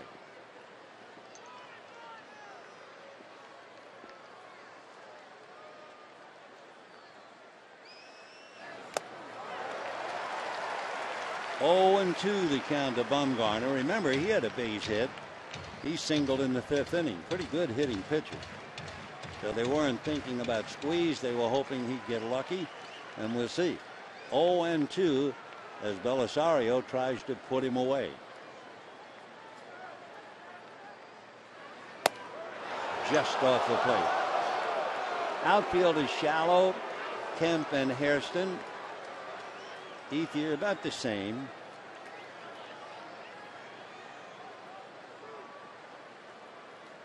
One and two.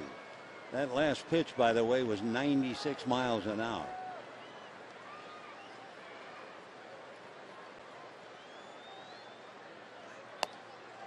Two and two.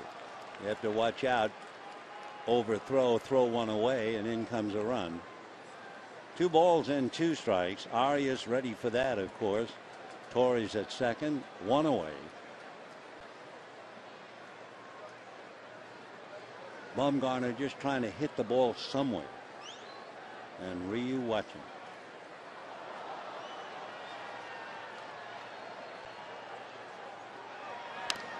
Foul back. So Bumgarner, pretty good hitter. Struck out and singled. And fighting off some pretty good pitches to run the count 2-2.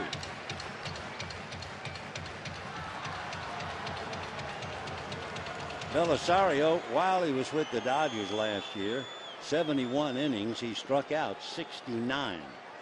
So he's trying to get a strikeout right now.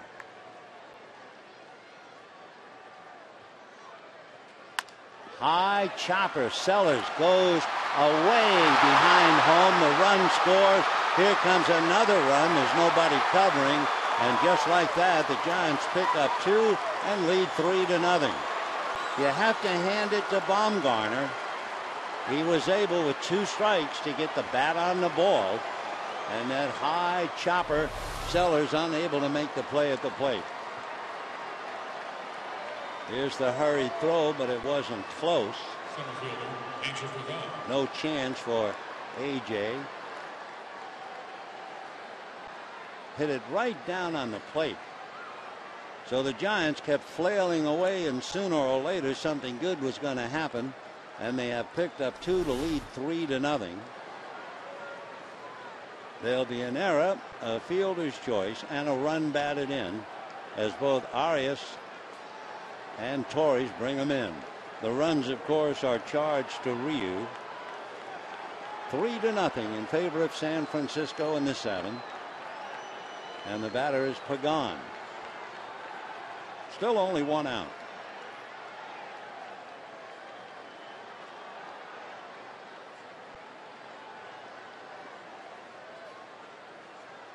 When the Dodgers come up in the bottom of the 7th, Mark Ellis, Matt Kemp, and Adrian Gonzalez. Dodgers, remember, have only one hit. Ball one. Final game of the series tomorrow night.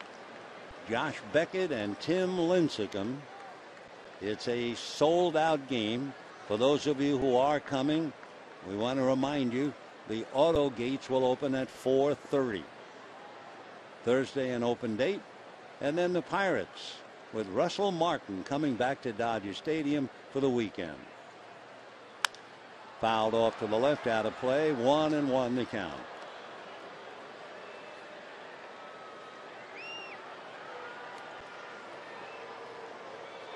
Pagan singled to center in the first inning.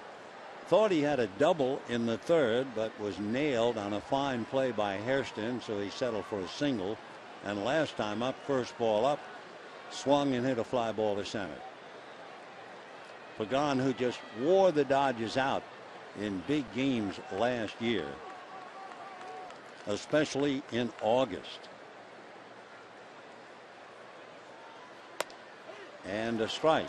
1-2. In an August sweep of the Dodgers last year here at Dodger Stadium, all Pagan did was go 7 for 13 and score 6 times in the 3-game sweep. He was absolutely brilliant. Yesterday had 2 hits for Boshi. 1-2. Whoa, almost thrown that away. Good save. 2-2. Talking about Pagan, he has 2 hits tonight, 2 hits yesterday, so 4 hits already. Last year he had 22 hits against the Dodgers. So they just don't know how to pitch to him. Or maybe they do and he still overcomes them. Foul ball. Pagan is from Puerto Rico. Rio Pedras still lives there. Originally a 4th-round pick by the Mets out of high school. And he loved boxing. In fact, his buddy as a kid growing up in Puerto Rico was Felix Trinidad. And he thinks boxing helped him become a ball player. Eye-hand coordination, physical shape, and speed. Now that's the second save by A.J. from 2 wild pitches. 3-2 the count. We're in the 7th. Giants have scored twice and have a 3-0 lead.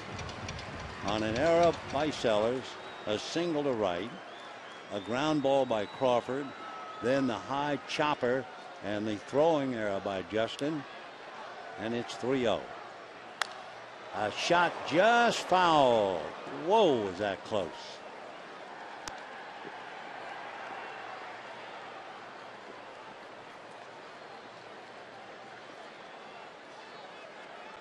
Pagan will be 32 in July. He talks about the fact that his mom was a very good softball player. She was the coach of his youth team, and he really learned a lot about baseball from his mom. Pokes it to Cruz. They get 1, not in time for 2. So the inning is still alive as Pagan hits into the force play. Among other things, that does the Giants a favor. It gets Bumgarner off the base paths. Marco Scudero, who bunted for a base hit in the first inning, grounded to short and hit into a double play.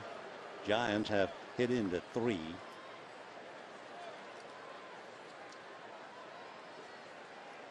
A lot of important changes last year, late in the year.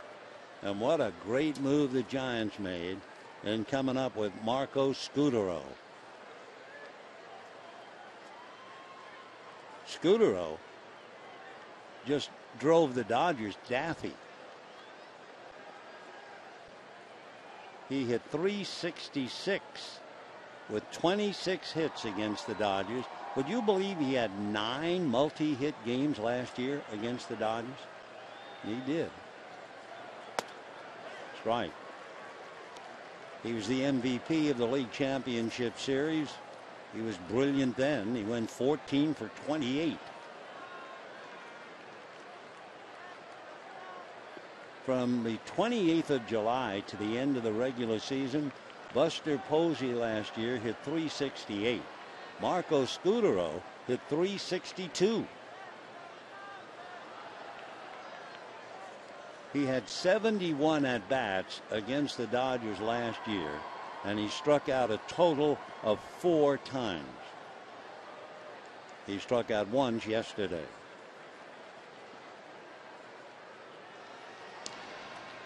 Pagan, who runs well, will certainly put some heat on Ronald Belisario.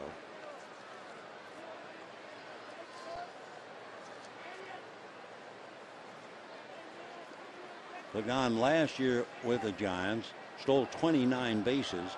Year before with the Mets, 32. 1-1. Giants 3 runs, 10 hits, no errors. Dodgers no runs, 1 whimper of protest, and 2 errors. So Bumgarner with Matt Cain taking in the ball game. 1-1. 2-1. When the Dodgers bat, again to repeat, Mark Ellis, Matt Kemp, Adrian Gonzalez. Kemp grounded out, struck out. Gonzalez robbed of a hit by Pence, fly to left. Ellis grounded out, fly to right. 2-1. Belisario, whoop, there goes Pagan, and it's fouled off. So that's the manager's count, 2 balls and 1 strike.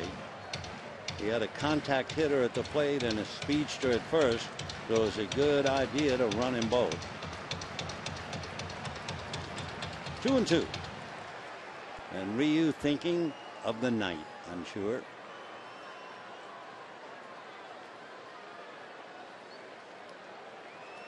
Two balls and 2 strikes. We'll see about Pagan. Not going. And a little foul ball. One other thing about Marco Scutaro. I mean, what an unbelievable find he was for the Giants.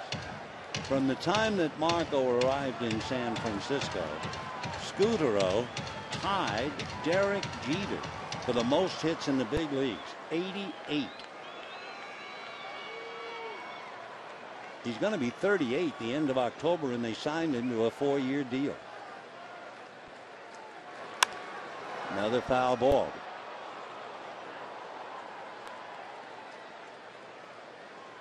Another thing about Scutaro, and it's been pretty obvious, but he is indeed a contact hitter. In 243 at-bats, added to plate appearances, about close to 250 at-bats for the Giants, he struck out 14 times. That's all.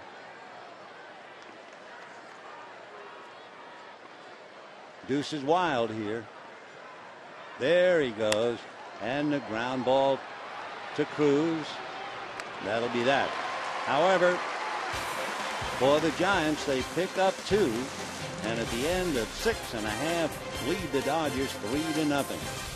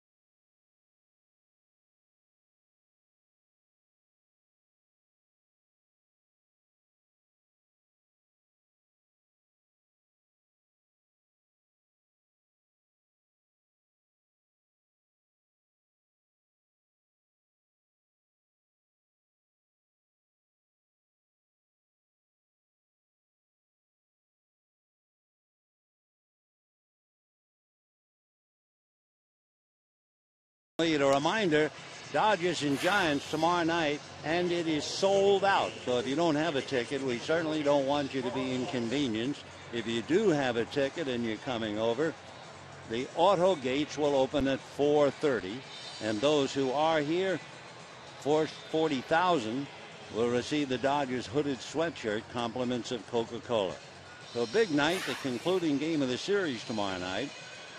A lot left in this one, and then the Pirates here for the weekend. Mark Ellis trying to lead the Dodgers back after Ronald Belisario really labored. He faced 3 batters, and he made 21 pitches.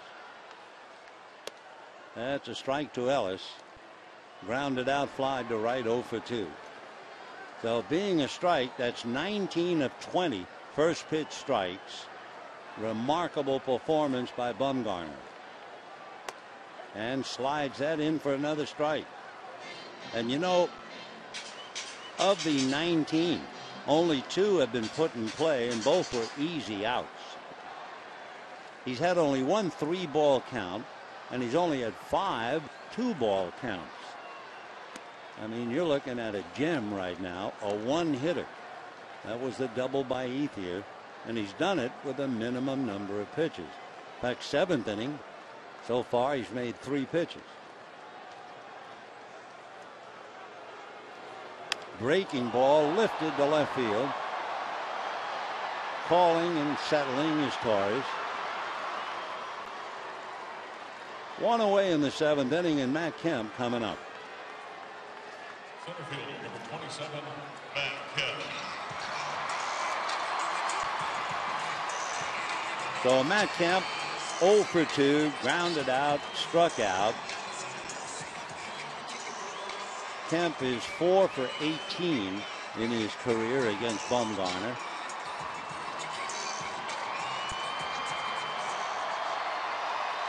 Three runs, 10 hits for the Giants. No runs, 1 hit for the Dodgers.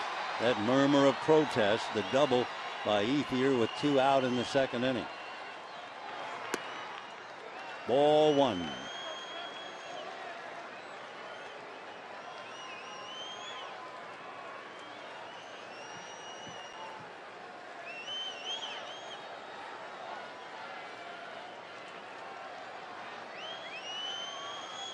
Fastball, a 1-hopper, and on his hips is Sandoval. Throws a bounce, and at first base, dug out by Arias.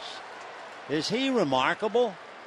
I mean, the first thing an honest man would look at Pablo Sandoval and say, wait a minute, he's way out of shape.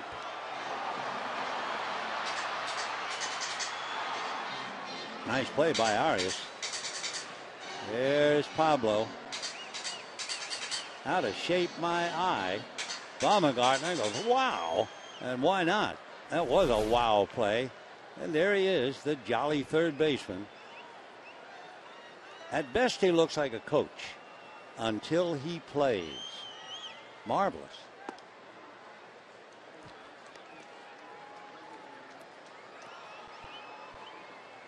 We're always talking about his weight. The answer is, who the heck cares when you play that well?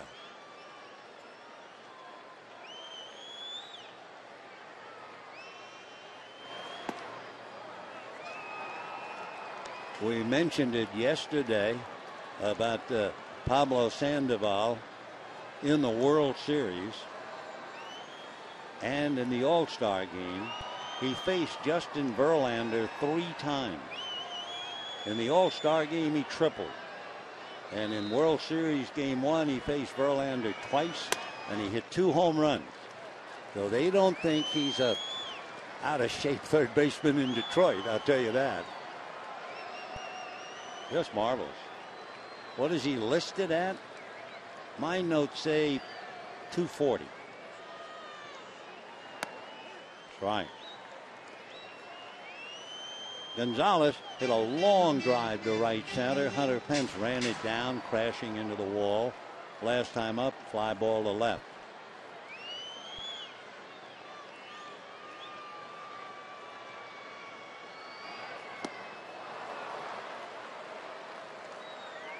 It's not like Bumgarner is throwing BBs. He is mixing up his pitches beautifully. He has only struck out 4, but he's allowed 1 hit.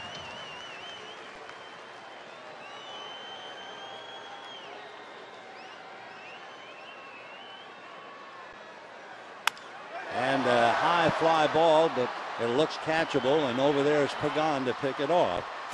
Down go the Dodgers. It's still 3-0 Giants.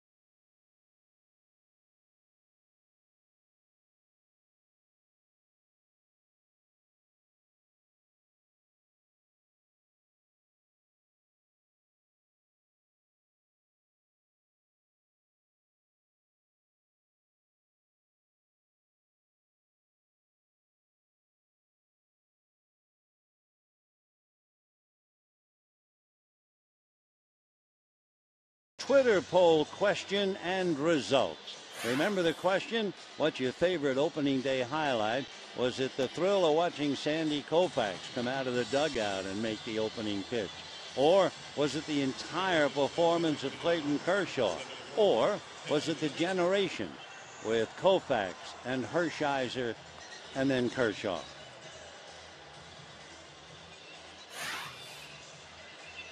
Meanwhile, Chad Billingsley chatting in the dugout.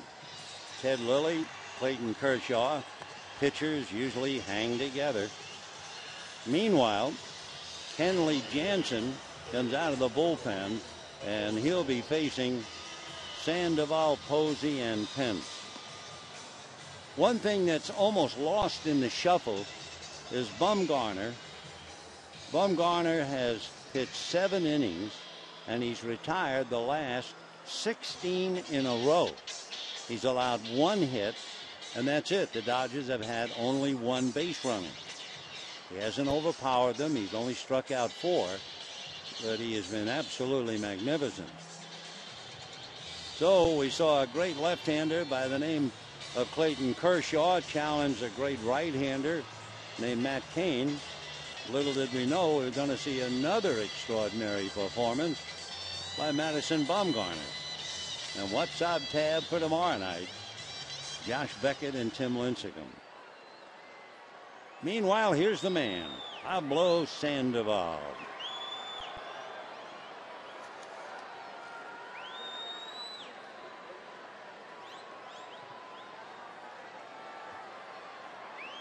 He was the MVP in the World Series. All he did was hit .500. That's ball 1.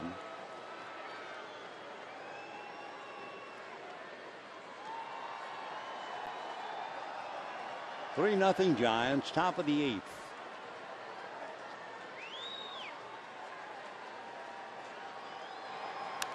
Foul back. 1-1.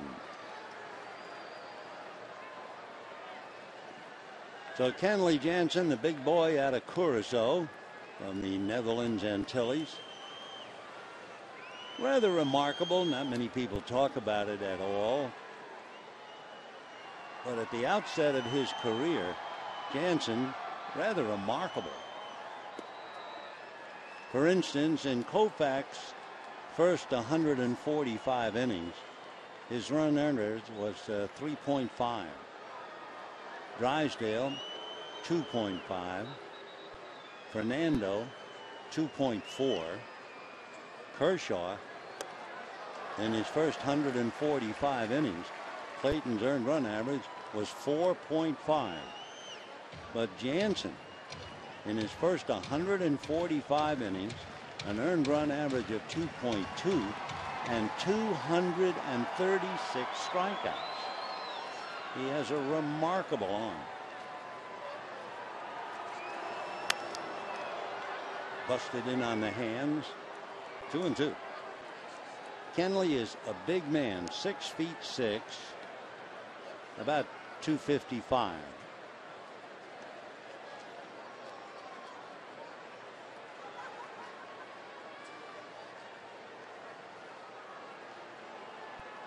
Two and two. Sandoval is 0 for 3.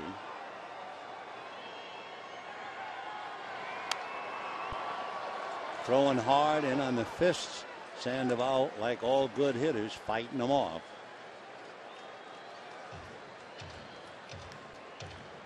Paco Rodriguez now gets up in the Dodger bullpen.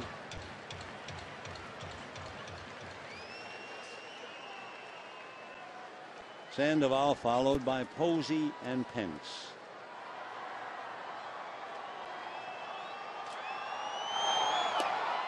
Overthrew. Tried to get something extra. You could tell by the follow through it lost all kinds of rhythm. Sandoval fouled off the first pitch, but that's nothing new. He'll swing at the first pitch around 47% of the time. 3-2. And ball 4.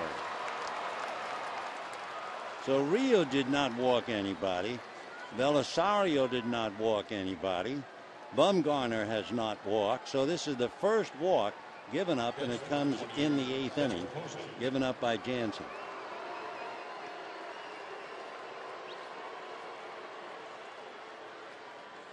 Well, here's Posey, grounded into a double play, singled and scored a run, and struck out.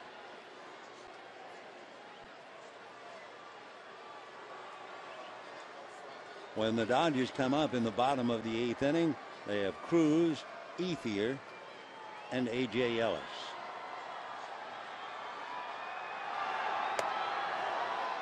Looked like a high slider, and it fooled Posey. He thought it was out of the zone. 0-1. Checking with the third base coach, the music man, Tim Flannery, and Pablo at first. Flannery, fine musician, good man to have around. Fastball hit to short. Sellers to Ellis, and there's the 4th double play of the game. Second time tonight that Posey is grounded into a double play. And with 2 out, the batter is Hunter Pence.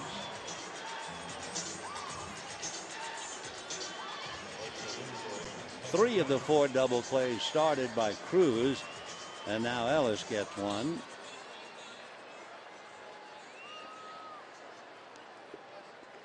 The middleman, Mark Ellis, on each one. So here's Pence, single to left, single to center, struck out, made the defensive play of the night on a ball hit by Gonzalez back in the 2nd inning. Right. 0-1 to Hunter.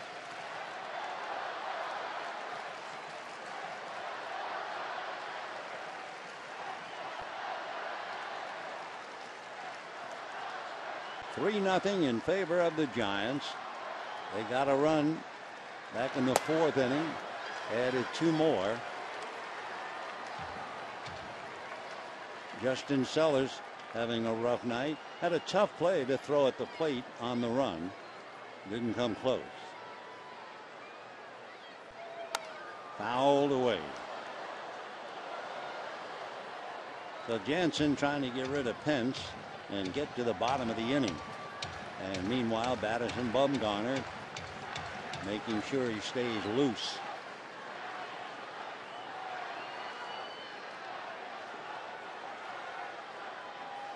Oh, 0-2. Got him. So Jansen comes in, faces just 3, and And now it's the bottom of the 8th coming up. 3-0 Giants.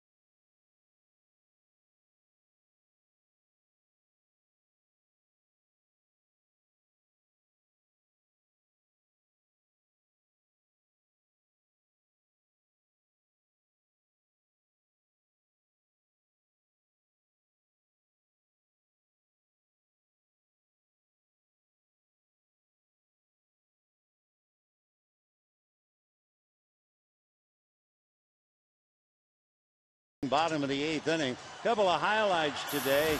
Yu Darvish of Texas had a perfect game going. 2 out in the 9th inning and gave up a single up the middle by Houston, and he had to come out of the game, but they won. Carlos Gonzalez, the Cargo, starting off well. Homered yesterday, homered today for Colorado. And Adam Jones of Baltimore, 3 hits and 2 RBIs. Bottom of the 8th inning, before a paid attendance of 45,431. 45,431. We had over 53,000 yesterday in the sellout. And here's Luis Cruz. Popped up, grounded out, and curved ball strike. That has been a marvelous thing for Bumgarner, getting that first pitch for a strike. Brilliant.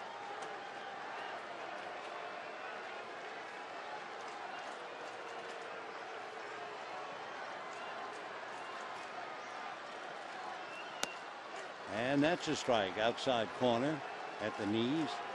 0-2. Bumgarner gave up a legitimate double to Ethier, and he was saved on a nice running catch by Hunter Pence. Otherwise, he's been in complete control.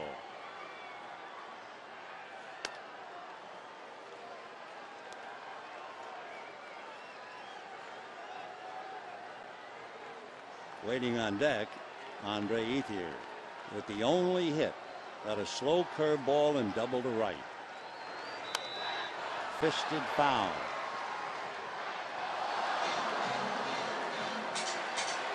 Cruz walking in on that pitch as he usually does, and it ate him up. Just came in on the fists.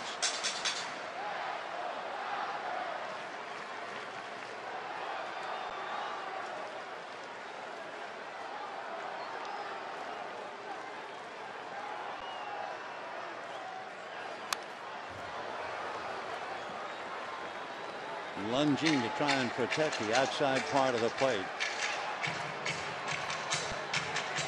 Now one pitch jammed him and he fouled it off. He lunged at that with 2 strikes. So it'll be interesting, not just the pitch selection, but the location. Down and dirty. He had to swing at it with 2 strikes.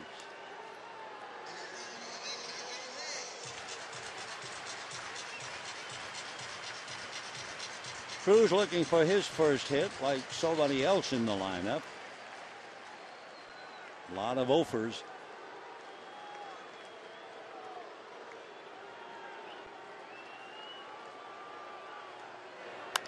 And popped in the air, foul.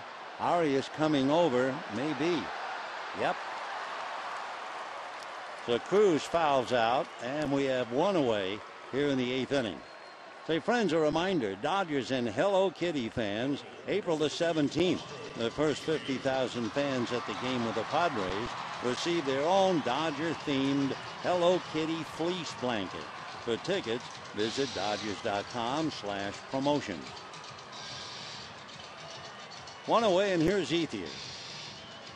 Ethier had that one pitch to hit, that slow curveball, and he turned on it and doubled to right. Struck out in the 5th.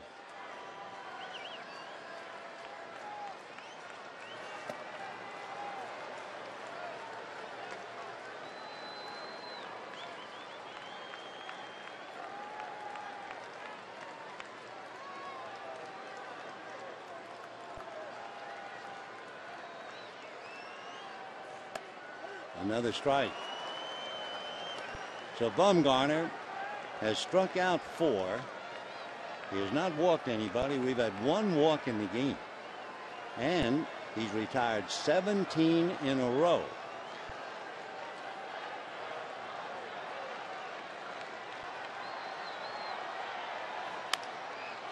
Still 0-2. So Bumgarner got the first 5 Dodgers, and then Ethier doubled, and he's gotten everybody since. Remarkable. Down in the Giant bullpen, Santiago Casilla and the left-handed Jeremy Affeldt.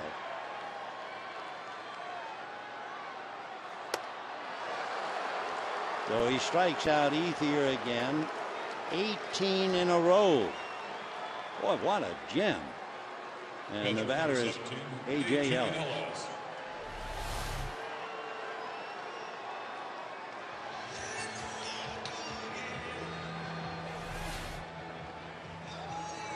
Shows you how dominant that Bumgarner has been. He's retired 18 in a row. He's only faced 24 batters, and 11 of them have gone down 0-2 in the count. I mean, he has just been on their backs all night. So I think, in a sense, the Giant reaction to Kershaw yesterday was, hey, what are you going to do? He's a great pitcher. And so he shut us out. And I would think the Dodger reaction tonight, unless they wake up with the bats, hey, what are you going to do? Fine young pitcher pitching a gem. 0-2. 3 runs, 10 hits, no errors for the Giants, no runs, 1 hit, and 2 errors for the Dodgers.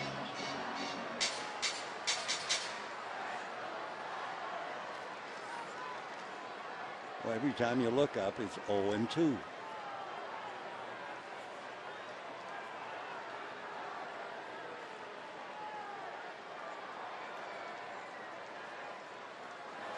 Fastball sliced down the right field line, and that's going to go in the corner. Pence over there to pick it up. A.J. jogging into second base with a double. So after 18 in a row have been retired, a double to right.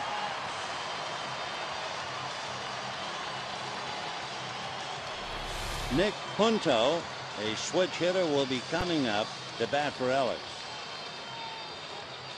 Or, excuse me, for Sellers.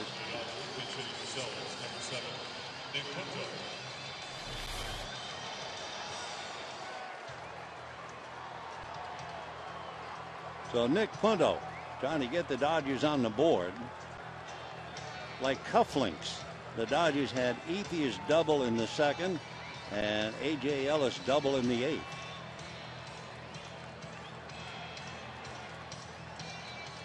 (3-0) Giants, bottom of the 8th. Game 2 of 18 meetings, and each one ought to be a dandy.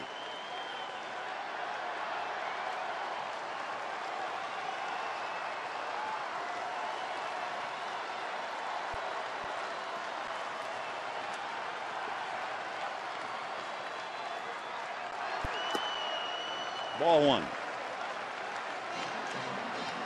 Punto, a veteran that came over from Boston in that late trade. born in San Diego, lives in nearby Mission Viejo, and Juan Uribe is now out on deck. 2 down. Strike. Punto is not a power hitter.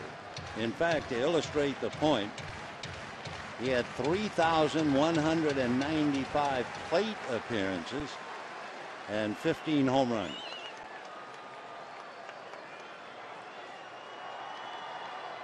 One ball and 1 strike. He's 5'9", about 190. Dodgers had a couple of players with less than 20 home runs in that many plate appearances. Juan Pierre, Ryan Theriot, Jamie Carroll. 1-2 to Nick Punto.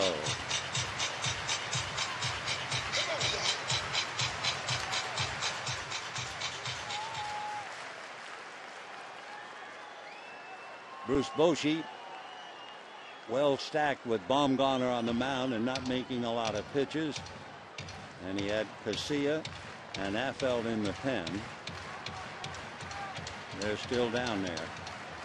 I would think Casilla might be getting ready to pitch to Uribe if indeed Uribe comes up. Just off the corner. 2-2. 2 balls, 2 strikes, 2 out. Runner at second. 3-0 Giants. Bottom of the 8th.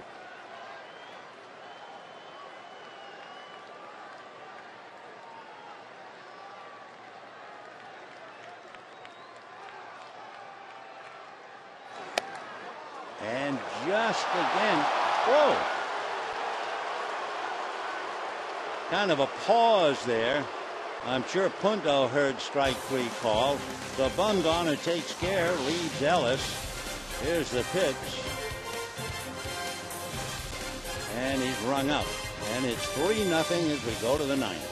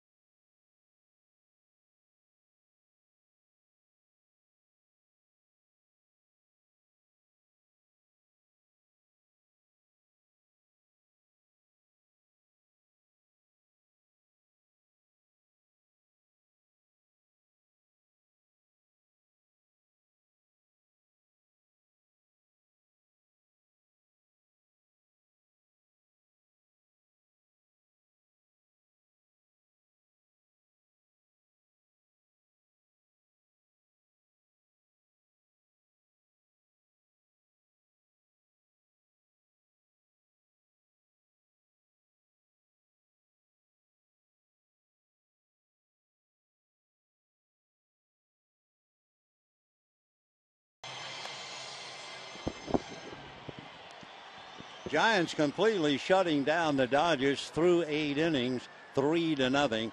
Dodgers make a couple of changes as we go to the top of the 9th. First of all, Nick Punto, who batted for Jansen, will stay in the game at third base. Luis Cruz will move over to shortstop and take over for Justin Sellers. And on the mound, Paco Rodriguez begins to loosen up. So, of course, all spring long, they talked about Hanley Ramirez was going to be the shortstop. Then they thought when he went down that it would probably be D. Gordon. Then Gordon went down, and the long shot, Justin Sellers, got the job at short. But now suddenly we see that's certainly one of the things they talked about, Luis Cruz playing shortstop.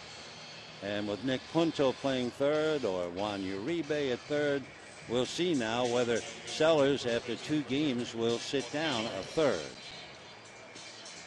Anyway, Paco Rodriguez, the big boy out of Miami, 6'3", 220. Paco was a second-round pick out of the University of Florida. His true name is Steven, but they've been calling him Paco since he's a little boy. His family came from Cuba. In fact, his sister wanted to call him Paquito, and they said, we'll cut that to Paco, and here he is. And there is Joaquin Arias, who has 2 singles and reached on an error and scored a run.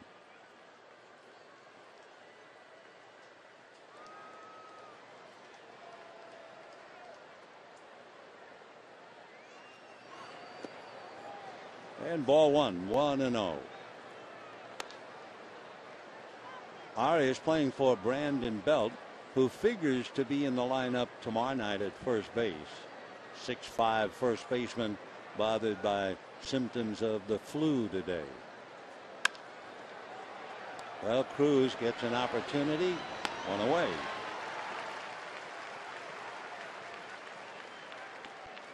So 1 down, and Torres coming up. Hit into the double play, struck out, and single to right. 3 runs, 10 hits, no errors for the Giants. No runs, only 2 hits, and 2 errors for the Dodgers. Doubles, Ethier in the 2nd inning, A.J. Ellis in the 8th. And a strike, 0-1.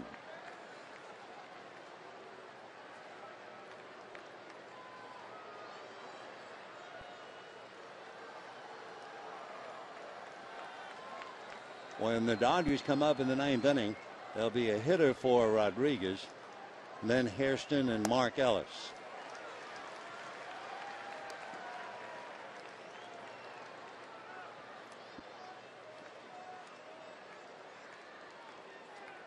Again, we hate to belabor the point, but we don't want you to be inconvenienced.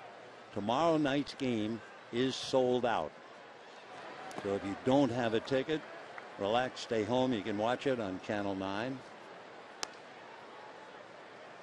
If you do have a ticket, the auto gates will open at 4:30. And then you'll be looking at Josh Beckett, the middleman, going up against Tim Lincecum. 1-2.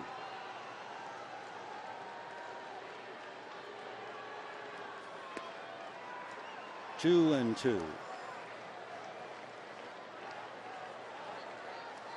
We've talked about it before. It doesn't look like Rodriguez hides the ball very well. Before he delivers, he extends the left arm, and it looks like he's holding the ball up. But maybe you don't see that if you're at the plate. But up here, he's not hiding the ball at all.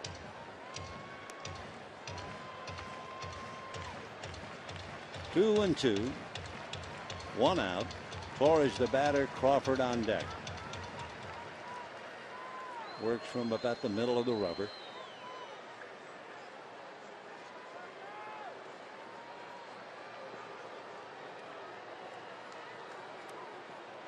Three and two the count.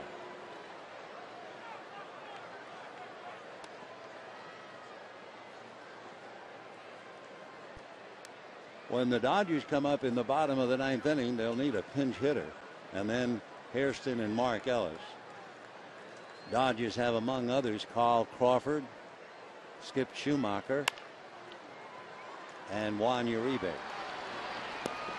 So Cruz moves over to shortstop, gets a couple of ground balls, and the batter will be Brandon Crawford.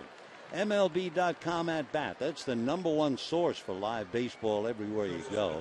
Available for iPhone, iPad, Android, and BlackBerry 10. At Bat delivers Dodger baseball with live audio, pitch tracking, stats, news, highlights, and more.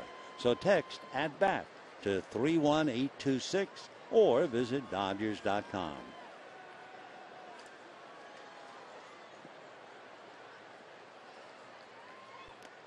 Ball 1. Crawford struck out, grounded out twice, 0 for 3. 0 for 3 in the first game, so 0 for 6 in the young season. Hector Sanchez, backup catcher, switch hitter, is out on deck. That's a strike. They put ball 2, but he put his arm up. 1-1 to count. They'll have to correct the scoreboard. Waiting on deck, Hector Sanchez with 2 out.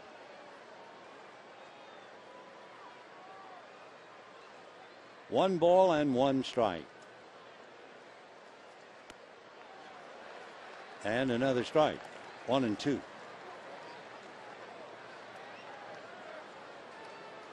Instead of sitting back and relaxing, waiting for the 9th,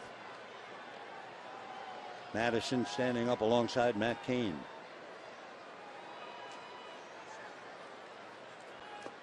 Two and 2. Down in the Giant bullpen, their closer, Sergio Romez. So no wonder Madison Bumgarner is standing up alongside Cain. I guess he's done for the night. He made 101 pitches in the 8 innings.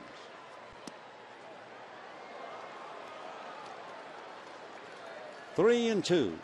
Paco has gotten 2 ground balls, trying to get a 3rd out.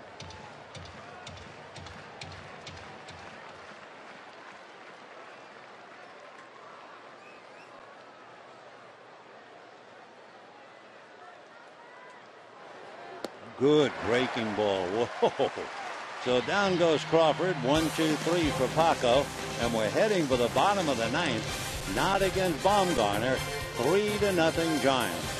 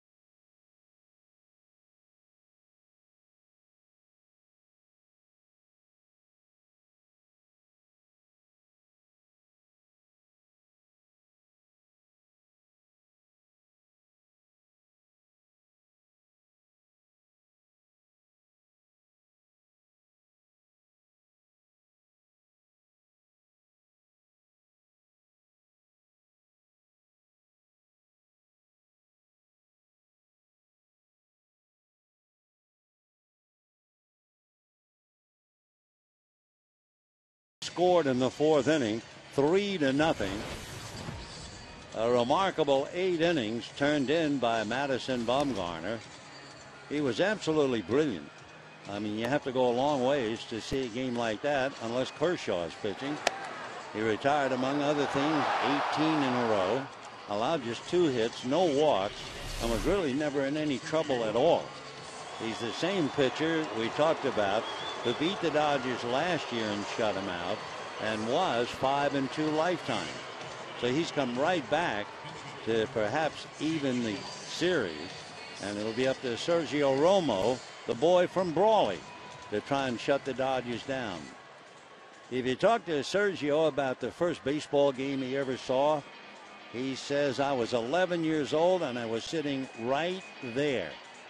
There was right by the left field foul pole when he saw his first game.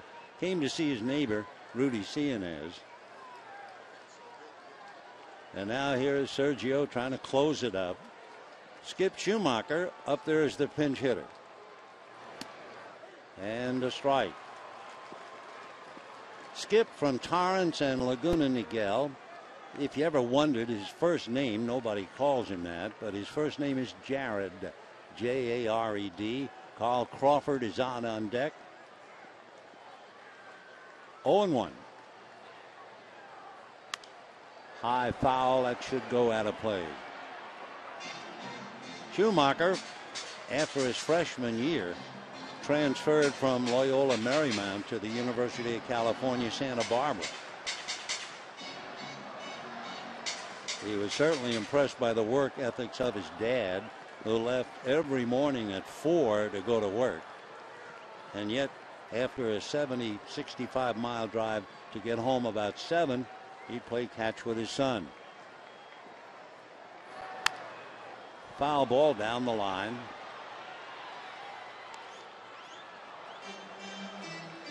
Skip's mom, the last we heard, still works as a teacher's aide with autistic children.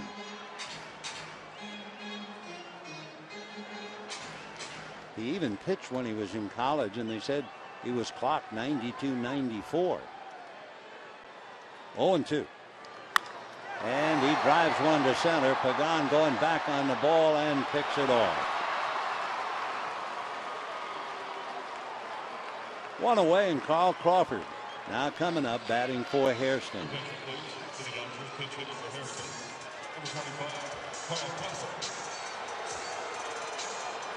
So the Giants pitched a good pitcher in Matt Cain, but they ran into Clayton Kershaw. Tonight, the Dodgers pitched Ryu, who gave up a bunch of hits but was doing pretty well, trailing only 1-0. But meanwhile, the Dodgers ran into Madison Bumgarner. Tomorrow night they meet again. Josh Beckett, Tim Lincecum, a sold-out game. And maybe you'll be with us Friday night when the Pirates are here. There's Lincecum. He always wears that hood. 0-1. In the dirt. Carl Crawford, remember, started opening day for the Dodgers. Had a couple of base hits, scored a run. Because the scouting book on Matt Cain, I'm sure, said that you can run on Cain, Crawford tried to steal third and was nailed in the first inning yesterday. Otherwise, played very well. 1 ball and 1 strike. 2-1. Posey having a little trouble handling Sergio Romo. Romo's 5'11", 185.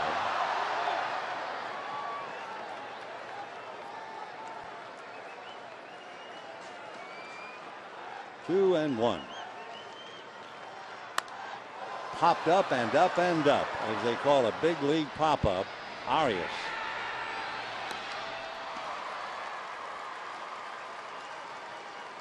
So Crawford a pop fly for the second out. And the batter will be Mark Ellis.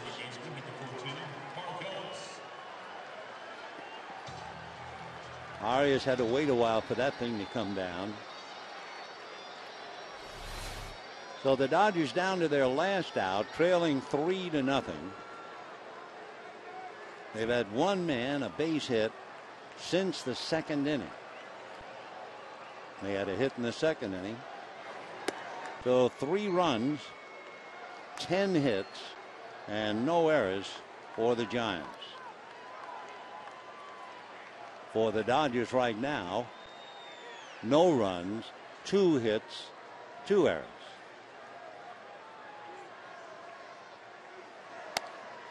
Off the plate, 2-0 the count.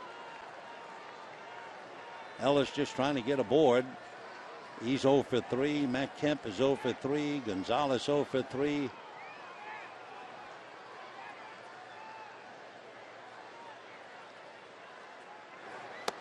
In there.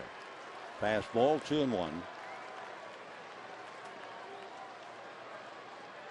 Sergio took upon himself a tremendous responsibility being the closer, and he has done very, very well.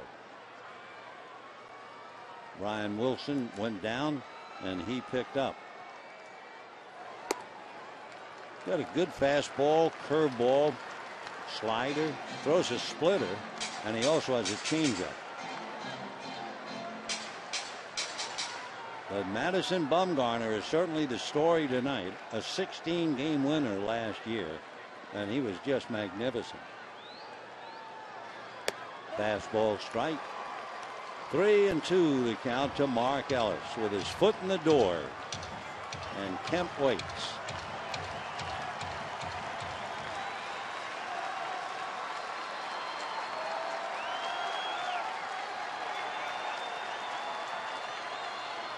Big curveball got him on the inside corner. So Romo set him up, comes in, strikes him out with a curveball at the inside, and the Dodgers go down. Dodgers wind up no runs, 2 hits, 2 errors. Bumgarner, I should say, the winner. And the loser was Hyun-Jin Ryu, who went 6 1/3, charged with the 3 runs, and that'll be that. A reminder, tomorrow night we'll be on KCAL 9. Hope you'll join us since the game is sold out. And now, stay tuned for Dodgers Live coming up next. Good night, everybody.